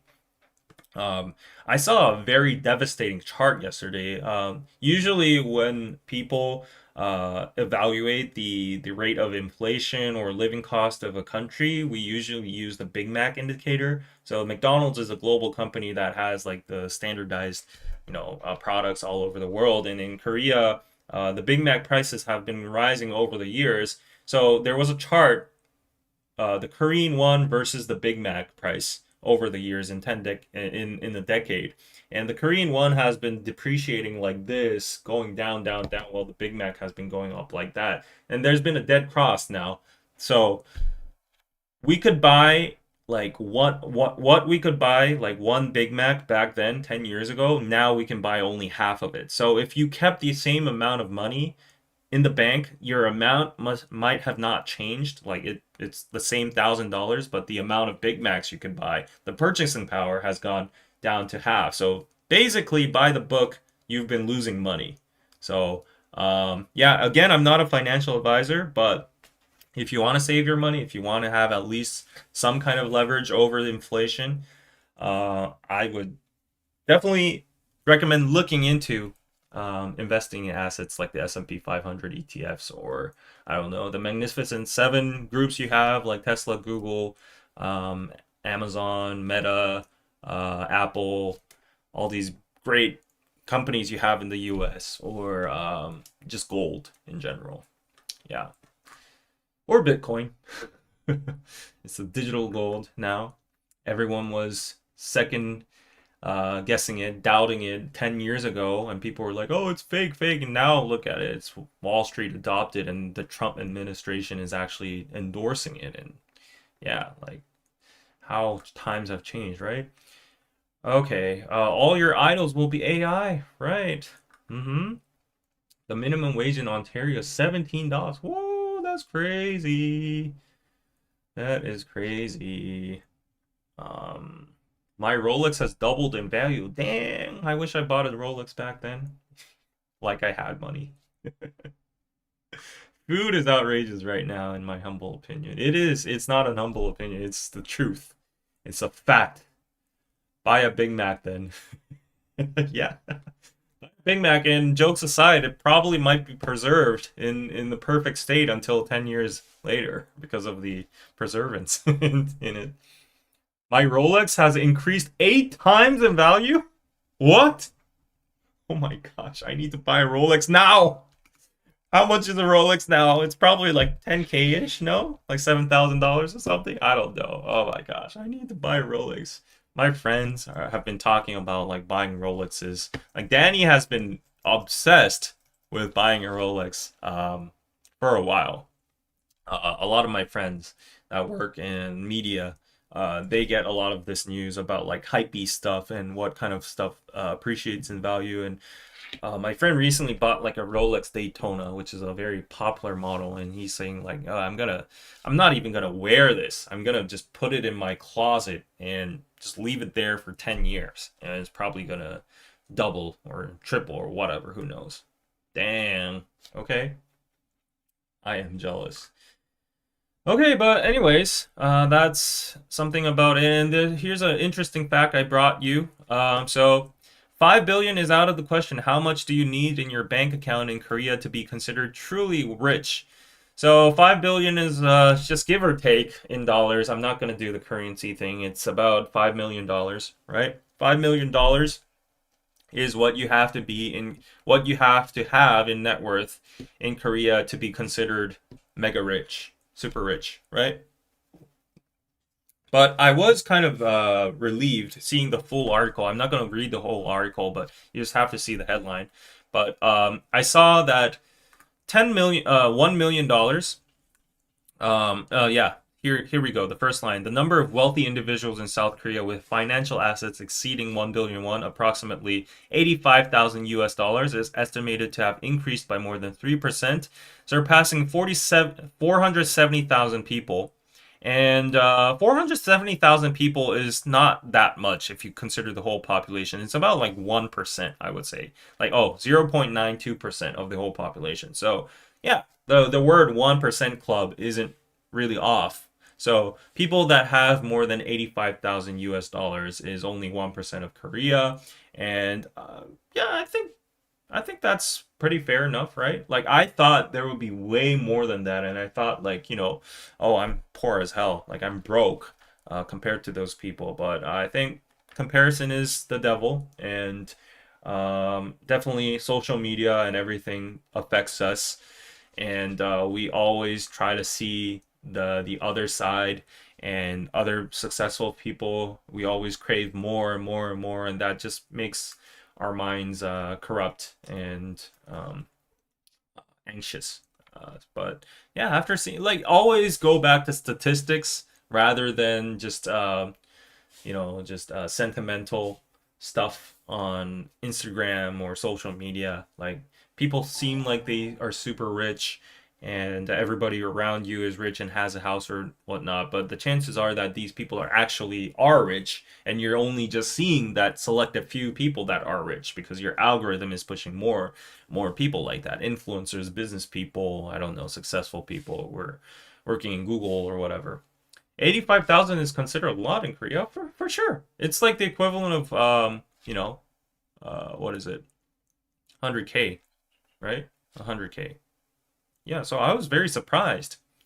Like, oh, the amount of people that don't have an 100K. That's crazy.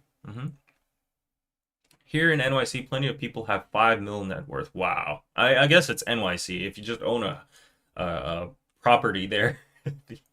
Yeah. 1 billion is not 670,000 dollars. Yeah. It's like 10 mil. Oh wait, 1 million dollars. Because you translate it into the currency rate, that's like that. Yeah. Okay. Okay. 5 mil USD ain't rich, bro. Well, it's rich here. It's rich here. It's rich over here. NYC is an outlier, exactly. So just a fun fact for you guys. And going on to the next news. Okay, we've been going on for 1 hour and 46 minutes. Still appreciating, 363 people. Still only 159 likes. Oh my gosh, move your thumbs, folks. Yeah, I might not be rich, and I'm actually not rich, so I would appreciate any kind of support you can send via... Oh, wow, Catherine, thank you so much. Via PayPal, $10. Thank you so much for the $10. That will be a nice meal. Pizza. Thank you, Catherine. Yay. Okay. Yeah, that's definitely going to cover my lunch cost. But, yeah, going on to news about the U.S. Uh-oh. Beware, U.S. folks out there. So, U.S. seeks to require social media from last 5 years for ESTA applications. ESTA is like the tourism visa, the standard visa Koreans get to enter the U.S. borders. I got one last time, and they've also cranked up the price to like 40 something dollars when it was 20 something. They've doubled the price, so they're definitely raking in money. I'm not. Obviously I'm not fond of that, but I'm not like against it because, like, like the U.S. is the U.S. and if they have they have the demand of people wanting to enter their country, they can, yeah, it's like market theory. It's like supply and demand, I would say. If it's too expensive, it gets outrageous. People are just not going to go to the US and select other alternative travel locations. But it just reflects the fact that a lot of people really just want to visit the US, despite even those increased prices. But anyways, like, this is kind of outrageous, I would say. US President Donald Trump's administration is seeking to require applicants from the ESTA visa waiver program to provide social media information from the last 5 years And it's a move to tighten screening for foreigners' entry into the United States. ESTA stands for Electronic System for Travel Authorization. U.S. Customs and Border Protection posted the notice in the Federal Register to obtain public comments for 60 days regarding the proposal to collect social media data and request other pieces of additional information, such as applicants' biometrics, including DNA and iris scans. Wow. Okay. The moment you set foot on U.S. soil, now your whole life, your whole biometric, your DNA is now in the hands of the government. All right, way to go. The change would apply to travelers from more than 40 countries, including Korea, Britain, Japan, France, and Australia. The proposal calls for adding social media as mandatory data element for ESTA application. So last month, when I went to the U.S., to New York, the social media fill-in sheet was optional. I did not put in my social media because they would look at it, and I've covered some news that might be not seen in the good light, like the Georgia Hyundai factory crackdown, stuff like that. So I was kind of anxious. What if they inspect in my social media and my YouTube channel and see those titles and the content, and I get rejected from the borders. Yeah, there is a very tightened policy or sentiment for foreigners visiting the U.S. I heard that tourism is very down, and it's expensive anyways. Like the U.S. is like just a luxury to visit nowadays. I couldn't survive a single day without a sponsorship in the U.S. nowadays. Like I couldn't even eat out, for God's sake. My friend and I, we just bought some like stuff and made grocery in his house. But that's insane, right? Yeah. And that too just ahead of FIFA. Okay, so everyone from all over the world is going to be entering the US from the World Cup for the World Cup, and it's a great chance for the US government to gain all that information, right?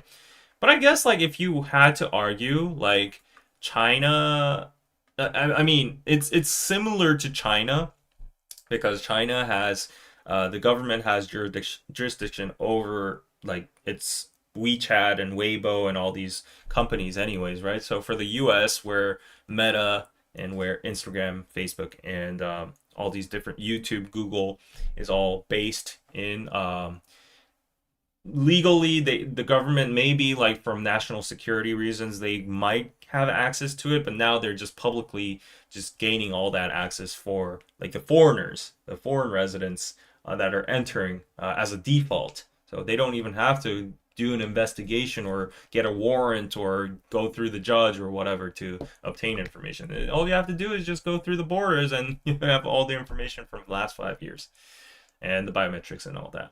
Way to go, right? But yeah, I'm not salty. I love the US. I'm very pro US. I always enjoy going to the US. Hooray! Donald Trump! Yay! Yay! Please don't reject me from the borders. Yay! I love the US. Haha. Wow.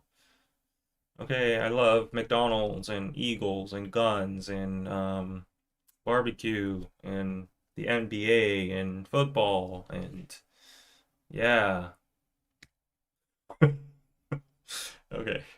Random news, but I heard that Snoop Dogg is now the mental coach, honorary mental coach for the national soccer team for FIFA or something. The World Cup. I saw that somewhere. But yeah, Big Brother is everywhere. Yup. Big Brother is coming to reality. George Orwell was not off. He was just too early. 1984 is now 2025.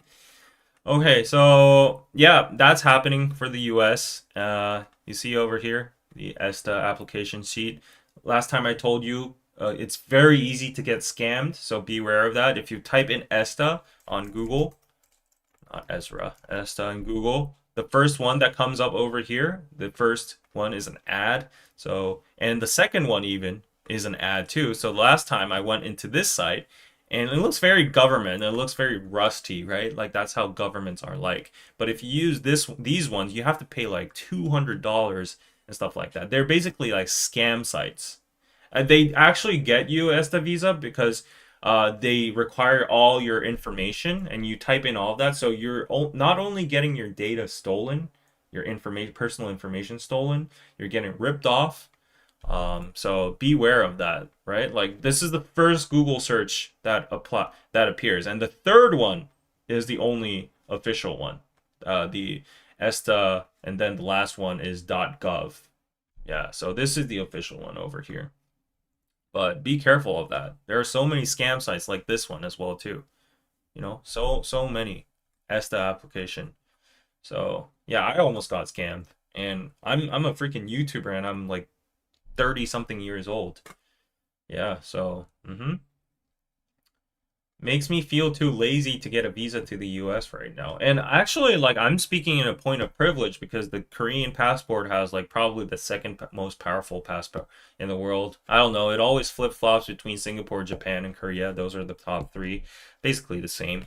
But yeah, we have a very powerful passport. Our ancestors and our fellow people have never caused trouble. They spent a lot of money, and they're very welcome all over the world.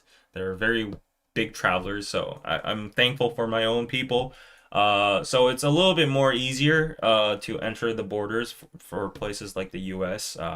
Like when I was talking to the customs officer, he just looked at my passport, and it was from Korea, and like the whole flight was from Korea, and he probably has experience that Koreans don't really make problems, make issues. So he's like, yeah, where you stay, hotel address, okay, emergency contact. All right, where are you here for this event? All right, stamp, go. But on the contrary, not to be like discriminative in my own manner or anything, the next flight behind us was a place that sounded like, somewhat like Russian or Ukraine language. And I saw people behind me, and a lot of people were stuck. Yeah, they were being scrutinized a lot. So there's definitely different treatment towards different nationalities for sure. hmm I need an ESPA application. Me too. Can I apply for ESPA? Yeah, but on top of that, some more news about America. So, for young Koreans, the American dream is fading as realities set in. Rooted deeply in Korea's post war aspirations, the notion of the American dream used to hold powerful sway for Koreans, reflected in an enduring obsession with pursuing English education, attending Ivy League universities, and securing jobs at big tech firms. Even for employees at Korea's major conglomerates, a stint in the United States was often considered a badge of honor, ensuring a fast track to promotion. While that perception of prestige has worked well for older generations, the luster has gradually faded among young employees in their 20s and 30s. Reduced Korean interest in living and working in the United States can be attributed to a complex web of factors, including high living costs. Definitely, that's like the biggest barrier for me. Whenever I want to live in the US, I get that idea. It reminds me of the food cost, the living cost, the rent over there.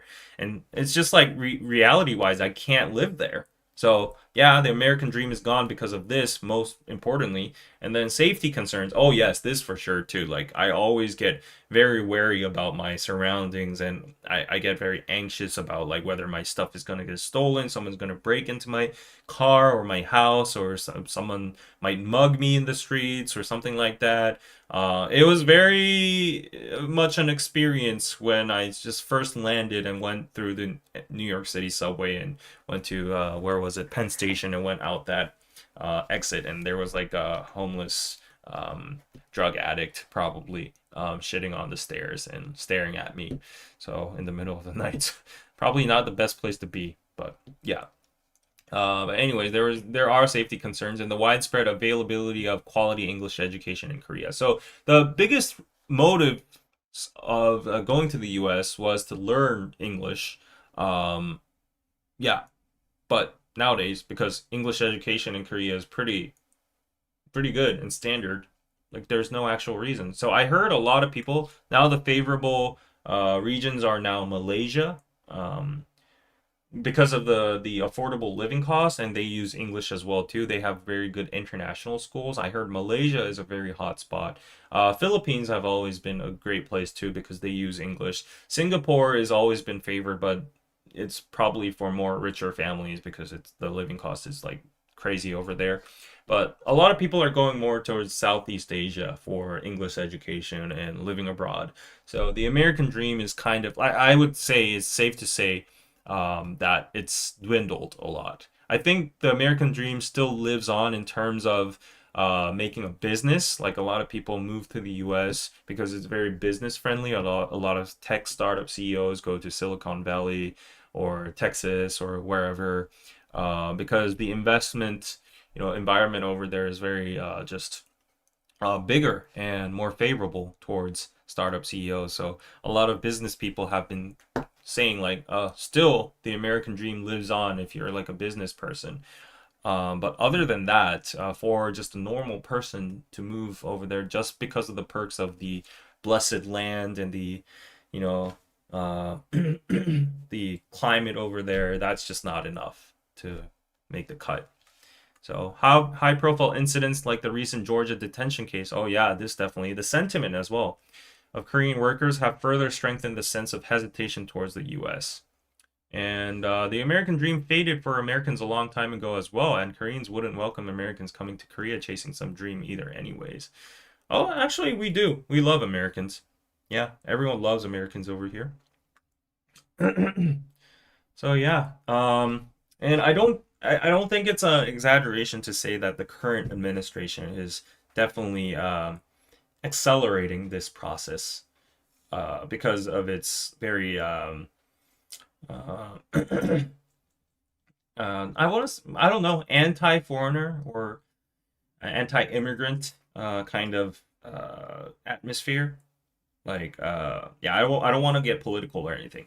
Yeah, but even my friend who's in New York, he's in a very tough situation because of his visa. He wasn't even able to visit his family for, I guess, more than a year now, because if he goes out and comes back, he has to renew his like status or something. He might get like flagged on the system, and that might jeopardize his whole procedure of getting a green card over there or like his job security. So yeah, it's been very tough for him. He might have to leave the states permanently. I mean, like from a job perspective, permanently soon, and go come back to Korea. So yeah, I've been talking a lot about those kind of struggles from a lot of Koreans, Korean Americans, not like American citizens, but Koreans living there as in the US for a long time. So it's getting tough, tougher and tougher. Yeah. Mm-hmm. Mm.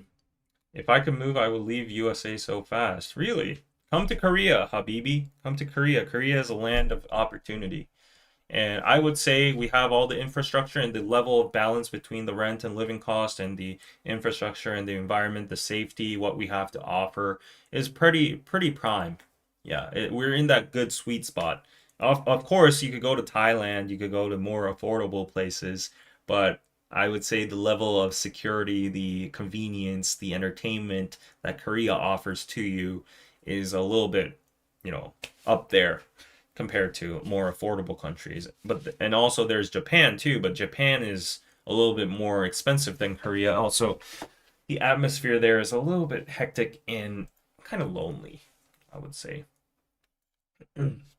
But I would recommend Korea or Japan. But Japan is also getting very anti-foreigner nowadays, anti-immigrant. Their new prime minister is very against foreigners.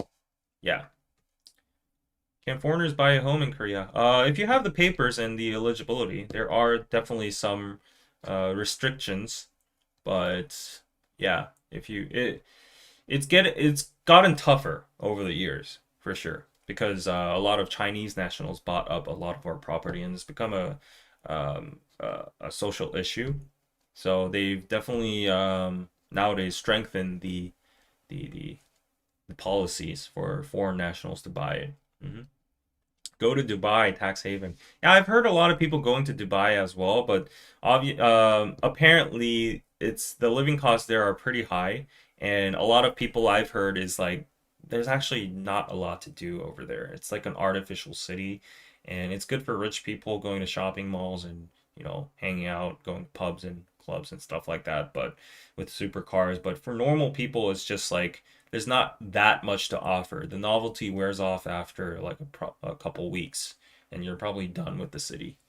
Yeah, but Korea is really great. Like there's Seoul, it's a small country, but we have a lot to offer in the different regions you can travel. Like most recently, I've been traveling a lot of these different domestic regions, and I've been mesmerized with the beauty of our own country. I've never realized before I became an adult. I always thought Korea's boring. A lot of Koreans do. That's why we travel so much internationally. But nowadays, I've been opening up my eyes in the beauty of the rural countrysides of Korea, like Gangwon province, Jeollado, Busan, you know, Jeju, all these places. Yeah. Um, Dubai is boring. Yeah, that's what I heard from a lot of my friends. Yep, but on a good note, if there are people who want to go to the US, I told you before in my flight to LAX round trip and New York City round trip, technically Newark, New Jersey, was only 600 bucks, and a lot of you didn't believe it. Not only 600 bucks, if you converted to Korean one, it's probably like 460 US dollars in today's currency.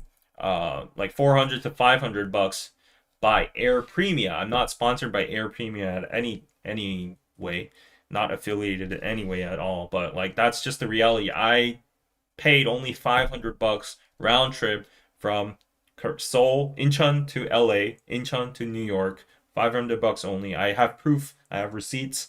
And now what's more welcoming is that Air Premia is to launch an Incheon, Washington route in April 2026.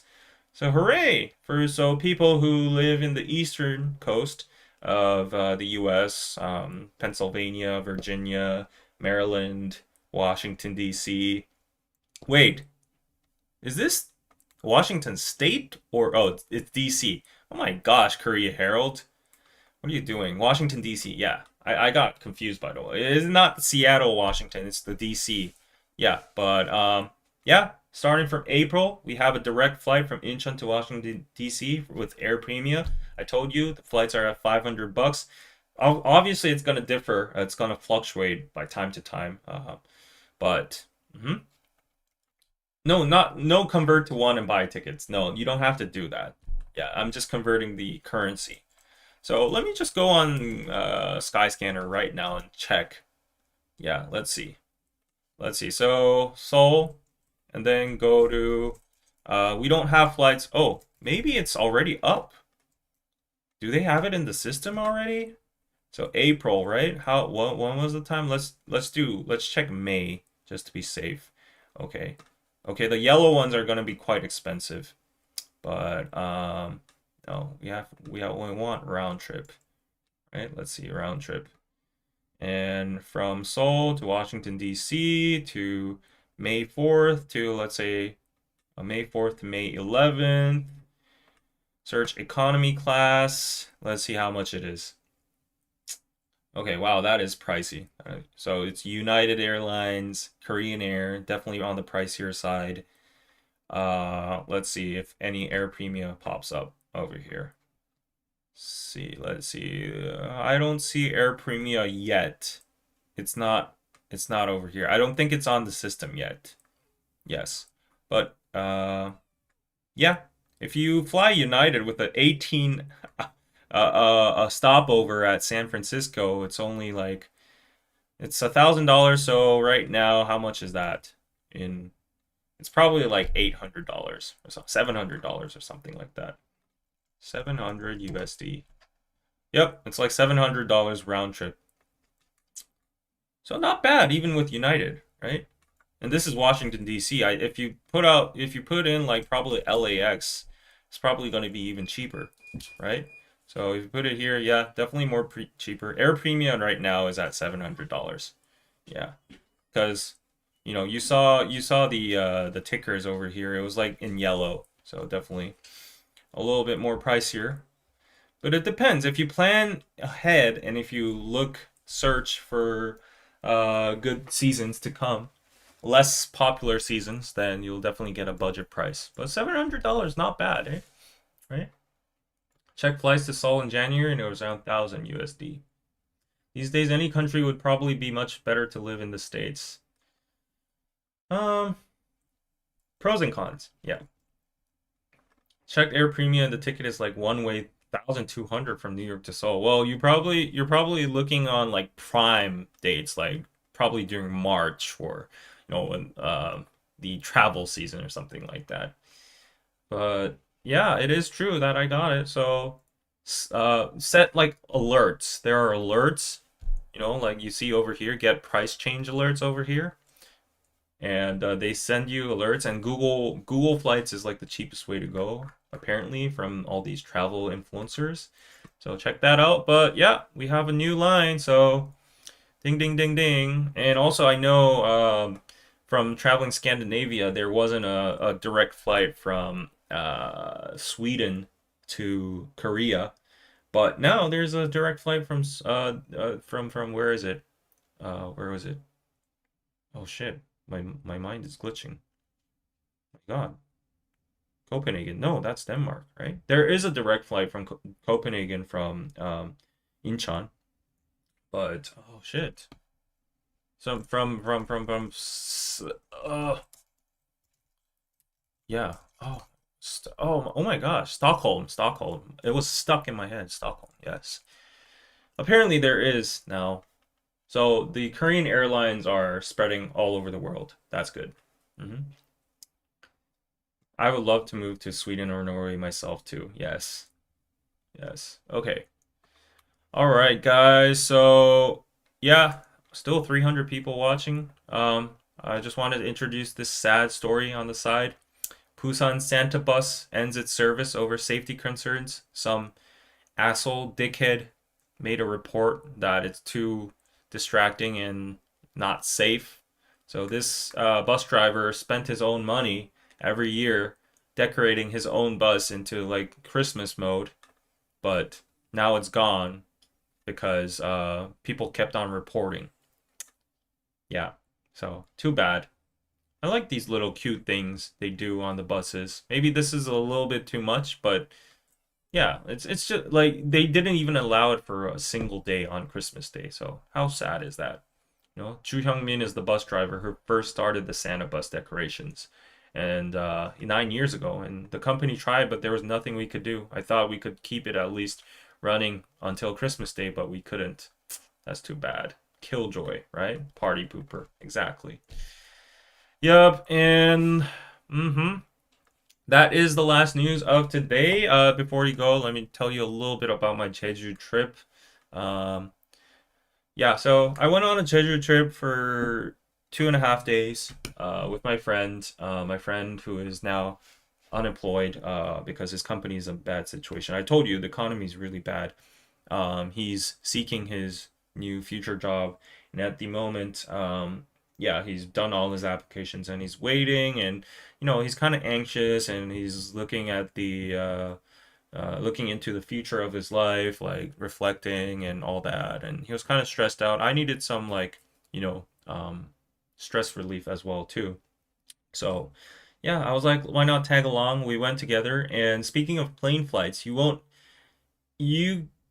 guess how much I flew to Jeju for. Guess how much the round trip flight from Incheon Gimpo Airport to Jeju was. Guess how much it is. So a standard KTX train ticket from Seoul to Busan is normally like $50 to $60. Guess how much a plane flight from Gimpo to Jeju was? $60? $60? Any more bidders? Any more bidders? Yeah, I want to flex on this. 40? Okay, 20? We're getting close. We're getting close. Okay, JLo 15. Yes, $15. Actually, let me try. 27,000원. How much is that? So, 2만, it was like 27,000원. $18, 18.31 bucks. It took me $18 round trip to Jeju Island from Seoul. 18. I'm cheap. But to be honest, like from Gimpo to Jeju, it only takes like 40 minutes, so you don't have to fly first class or Korean Air. You can go on a low cost carrier. Cost me $18 round trip. And yeah, I was very satisfied. And for the rented car, for 2 days, I rented a electric car, an EV from Hyundai. It was a Nero or something. It was an SUV. Guess how much that was for 2 days? 2 days. Let's see. Let's convert it. There you go. I have the amount in front. How much is like a rent a car in for a day in your own country? But you need a car to navigate around Jeju Island. Like I would highly advise not to walk around or use public transportation when you're in Jeju. Definitely if you're going to hit the tourist spots or the beaches or the Jeju is like an island and it has like north, east, south, west, and all of them have different attractions. So if you want to go to different areas or the middle where the Hala volcanic mountain is, you definitely need a car. From top to bottom, it only takes like 50-minute ride. Traffic maybe an hour and a half. From east to west, like an hour and a half too. Let's see, $40. No, lower 10. Nah, that is not that cheap. $30 for 2 days. Okay, Rachel, you got it close. You got it close. So it's actually 4만 원, so it was like $27 for 2 days. Mm-hmm. So yeah. So the plane cost was $18. The rent a car was $27. Combine that, that's like $45, right? $45 just for transportation. That's a deal, right? That's a steal. And for accommodation, we stayed at like a guest house, which was only like 20 bucks per night, and a jimjirbang for the last day, so it was like 12 bucks. We had an ocean view, we had a heated floor, and so for accommodation, it only cost us like give or take 35 bucks, 40 bucks. So combined, we did the whole package under $100, and then we obviously there's food costs, drinking and stuff, and we spent a lot over that. So the entire budget for one person, for myself, for the whole trip was $180 for 2 days, and I was in good places, ate good, I was stuffed, I had good sights.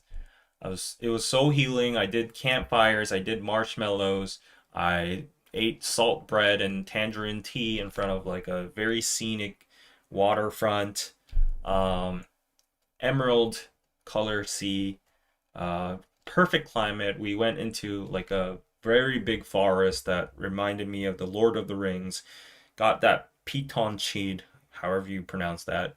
Um, yeah, cleansed my lungs. Got some black pork, very very signature menu of Jeju Island.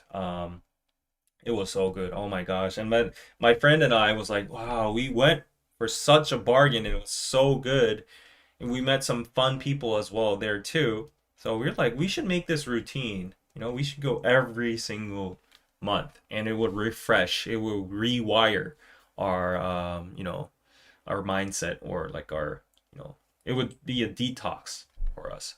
I did a digital detox in the forest, and it was the best thing ever. Yeah, I just lied down on the wooden sunbed in the middle of the woods, and I was looking at all these high trees and the birds chirping, and wow, that was crazy good.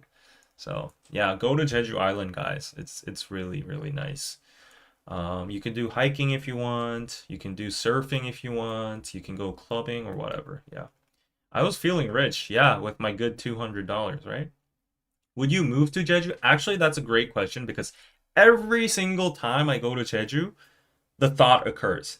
Like for real. Like you see these cottage houses or residences or like these townhouses on the ridge of like these cliffs or like these the waterfronts, the seaside, and you're like, oh man, I wish I had a house like that. And it doesn't even have to be one of those fancy Tony Stark houses. It like these little cottages.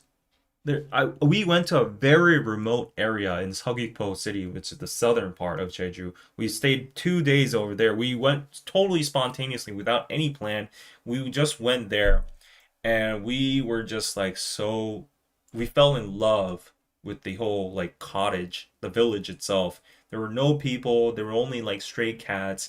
So quiet. You could hear the waves literally. And we did like night walks. It was so good. And I was like, yeah, I want to live here, even if it was like this small rundown house. Hmm. Worth staying. I might do like a 1 month stay, but because of my dog, I don't think it would be possible. Um, Jeju was beautiful, but I love Busan better. As much as I love Busan, I'm just like assuming though, like if you really get to see the hidden spots of Jeju with a proper car and a proper local, I would beg to differ. Busan has a lot to offer, but Jeju is like something else. Yeah, it's like the Bali or Hawaii of Korea. Yeah, it's really good. I'm coming back, and Jeju is definitely the time I missed. Okay, okay, sounds heavenly. It's really good. If you want to check out some of the videos and photos I took in Jeju Island, follow me on Just David on Instagram. Look at this Lord of the Rings photo I got from the woods. Isn't like it looks like a mystical forest, doesn't it? And let me show you some of the pics I got at the sea. I got like a Attack on Titan-esque Eren Yeager style photo over here. Like me just feeling the sea over here, the sea breeze. Wow, look at that cliff and the rocks. And let me show you the tangerine and the salt bread we had. Look at that. Look at that. And we were just listening to like some music in our Bluetooth from the what do you call it? Look at that. Look at that. Oh my gosh, the sea just shimmering in light. It's so good, and the seagulls just flying around.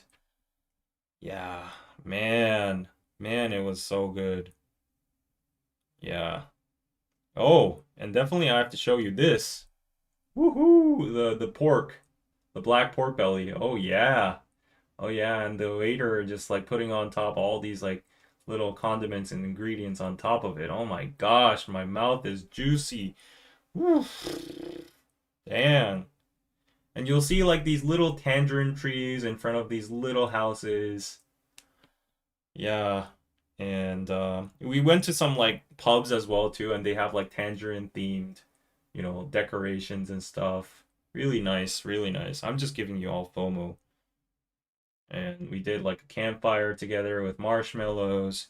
The fire was like really big. Like look at this. Ooh, look at this fire. Damn, look at that fire. We call it Bruno, like just gazing into the fire and just like, immersing into your own thoughts. But that was really nice. And we found so many like cats, stray cats in the streets. Yeah. And this is the vibe of the place we stayed at. It's a little guest house. It's a little cottage, but it was like really good, really small. But this was the front yard. Look at that. Isn't it so cozy and cute, right? I'm just flexing. I'm just flexing. This is the sight you'll see once you're in the plane, the coastal line of Jeju. So pretty, so pretty. Yeah. And then you'll see like the Santas greeting you. Welcome to Jeju Island. Anyways. Yeah, definitely worth a visit, guys. Please do visit Jeju Island. Especially after the Tangerine drama, right? Yeah. So, oh yeah, like this was the moment I loved the most. I was just like chilling on this bed. Those are my feet. Wow, these woods. So magical. So magical. Uh-huh. And this was the Jimjilbang we stayed at. And look at the view of the Jimjilbang we were at. $10 for this view, and you got a public bath and hot shower, hot bath, all that. Crazy, right? Okay. Why don't you charge tourists and take people on these trips? I could actually do a very decent trip in Jeju. Like, I think there's a very big gap in what tourists get to experience in Jeju. Like the only tourist packages they offer are very touristy. But I could actually do like very decent trips in Jeju Island. Yeah. I hear Jeju is mostly Chinese tourists lately. If you go to Jeju City, which is where the international airport is, it's mostly Chinese tourists. But I heard from the locals that the Chinese tourists never leave the city. They don't go to the west, the east, the south. Yeah. Sign me up. I'm down. Okay, maybe. Actually, I love Jeju so much. I might be down for a trip in Jeju Island. Yeah, that would be great, actually. Uh-huh. Actually, that might be great. Anyways, okay, so that was it for today's live. Wow, we've been doing for 2.5 hours. I always try to cut it short at like an hour and a half, but yeah, it is what it is. I'm just a pro yapper. Let me check if anybody sent more PayPals. Oh, unfortunately. Oh, Yanis, did I shout you out already? Thank you so much for the 10. And thank you all for the super chats and the support. Uh, when is the next IRL stream? I don't know. I'm kind of tired. So I cannot determine the next word as I love from Ion what? No is not Okay. a standard phrase or Shut up, Gemini. Okay, so yeah, guys, Busan and Jeju tours, that would be great. That would be amazing. Yeah, if my YouTube career starts to finally flop once and for all, maybe I'll switch to tours. Yep, but anyways, guys, thanks for tuning in. Hope you had fun today. If you have some time, check out my Patreon where I have the full watch party for The Dream Life of Mr. Kim, the viral drama that represents the common middle class life of a Korean person. Also, I'm planning to do more watch parties on it. I'm still deciding which drama I should watch, whether I should go back and watch the When Life Gives You Tangerines or whether I should watch Anna with the one that Suzy is on. I've been seeing that pop up on my feed a lot, or whether I should just watch Is It Real with JK and Jimin on it. So I don't know which one should I watch, but I'm definitely gonna do another watch party, and there are exclusive podcasts on the Patreon as well too. It's the best way to support me, so go check out patreon.com/koreanpizzaclub. All right, and here you go. Here you go. Oh, we got a last super chat before we go. Thank you, Lynn, for the $20. Have a nice lunch. Thank you so much. I will have a nice lunch for sure. Yes. Thank you so much. Pizza, pizza. Thank you so much for tuning in. And no Patreon Live this time. Yes. Yeah, I got to make it exclusive. I can't make it accessible all the time because, there are people that are paying for the exclusivity, right? So, all right. Good night, everybody. Thank you, everyone. Thank you, Joy. Take care. Thank you for the live. All right. Have a good night. Bye-bye. Bye-bye-bye. Bye.